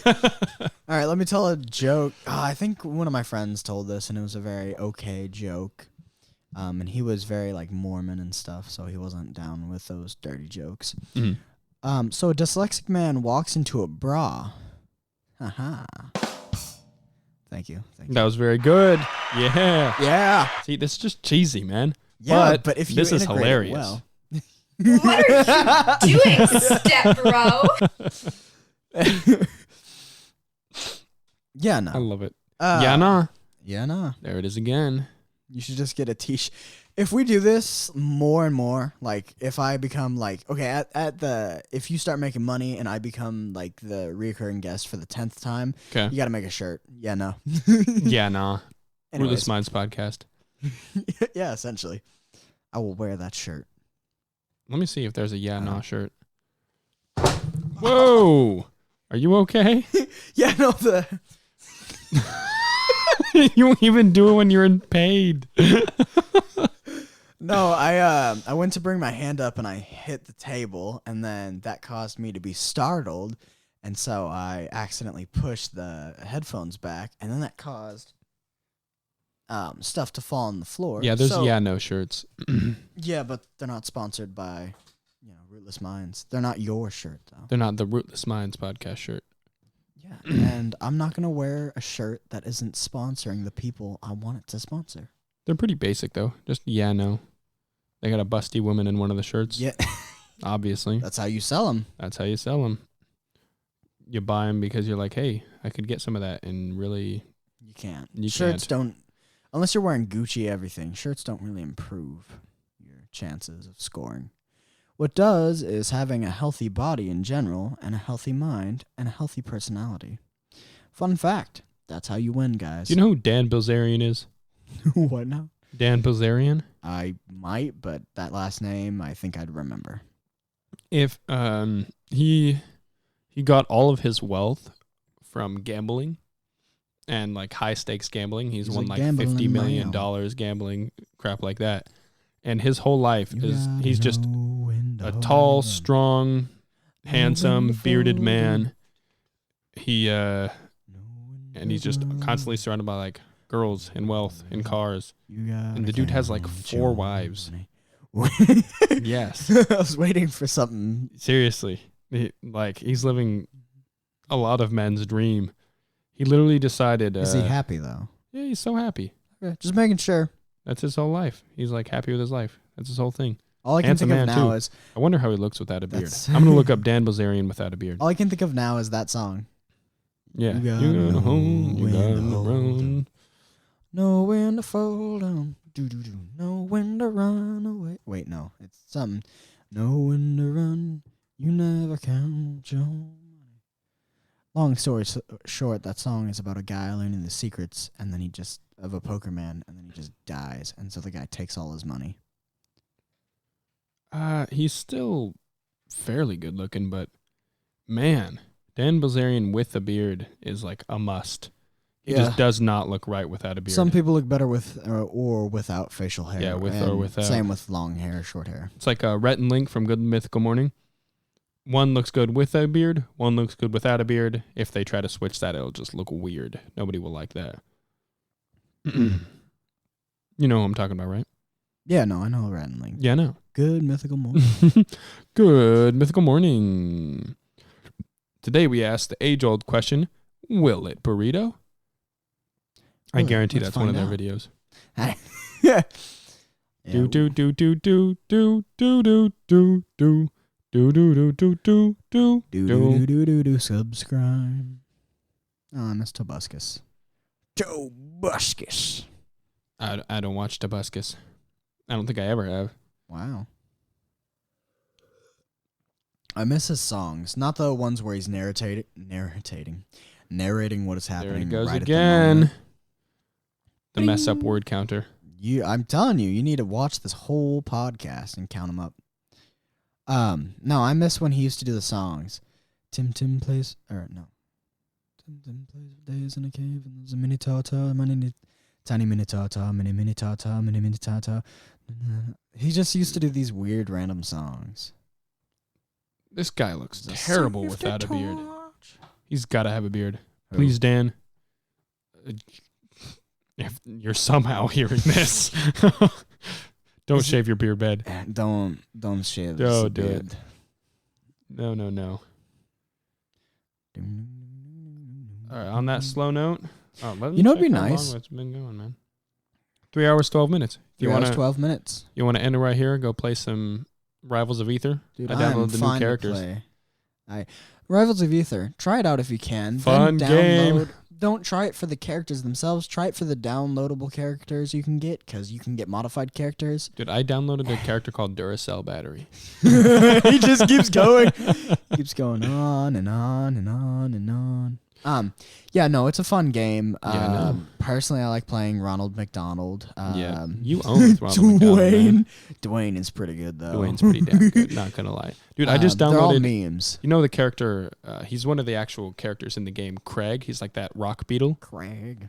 If you up B and create the pillar, and then you up B on the pillar, you pull a rock from the pillar. Yes, I remember. You hit me in the face with one. Yeah. And I downloaded a modded character, Craig, but he's always holding a rock. So you're literally just throwing the rocks around the whole map. Cheap. And his recovery is just continuously pressing down air, because he throws a rock down and he like gets slightly pushed up, and then you just keep doing that. So you just Oh, this by the is how way, you no, recover? it's hilarious because a lot of the modified characters are memes. So you have literally meme-worthy moments Like where Dwayne. he is playing as Fox and he's literally just glitching across the map. And he's just literally flying through the air, taking people out. Ronald McDonald I like playing as because he's like OP. And he just like, he can throw down mines, which are just cheese. So he just whap and slaps a thing of cheese down on the ground. And he's like, perfect.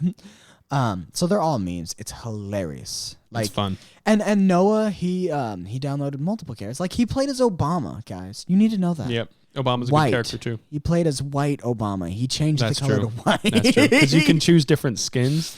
Obama starts off as like normal Obama. You know, And then you Obama. can change their skins and it changes like his skin texture, his skin color, and it also changes like the color of his suit. And if you change your skin one to the left, you just become white Obama. And it's so funny. A lot of people asked on my on my logo, my Rootless Minds logo, Yeah. why the face is how come the face is like a white tan color? And I was like, cause I'm white tan color. I'm not tan at all. I'm white. And they had like, here, take off your headphones real quick. Come over here. I'll try to turn it so the people in the podcast can see. People ask like, why isn't it the yellow? And I was like, because I didn't want it to be the emoji color, but also it's so white because I'm white. Simple as that. Well, that was the thing about like being way back in like kindergarten, because I'd ask for skin tone color, and I meant white. That that tan that Crayola used to have.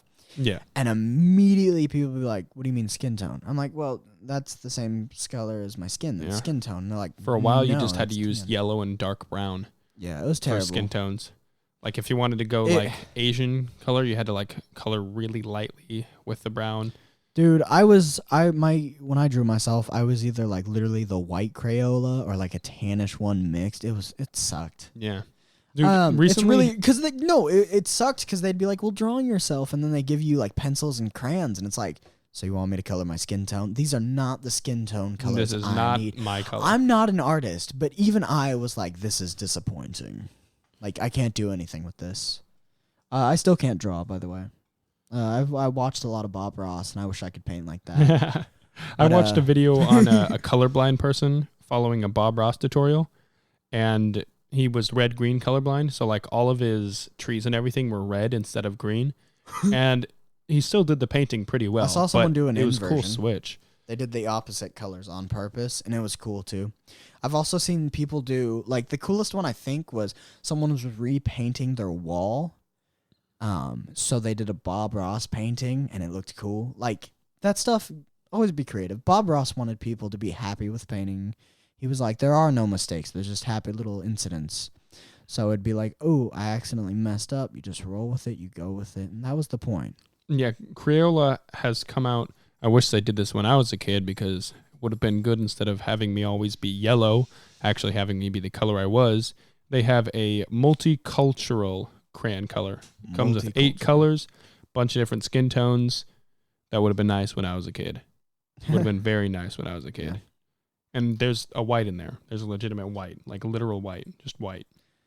Yeah, so yeah, we can end it here if you want. It's been going on for 3 hours. Let's do it. 3 hours, 17 minutes. I'm just saying, next time we do this has got to be a part 2. Next time we do this, we got to talk about Metro. We talked about zombies. I think we should switch over to Metro and then just your basic society collapses. Like, okay, yeah, we'll talk about that stuff next time. Hopefully. All right, we're gonna save it for next time. This is gonna be a part 1 of at least 2 parts.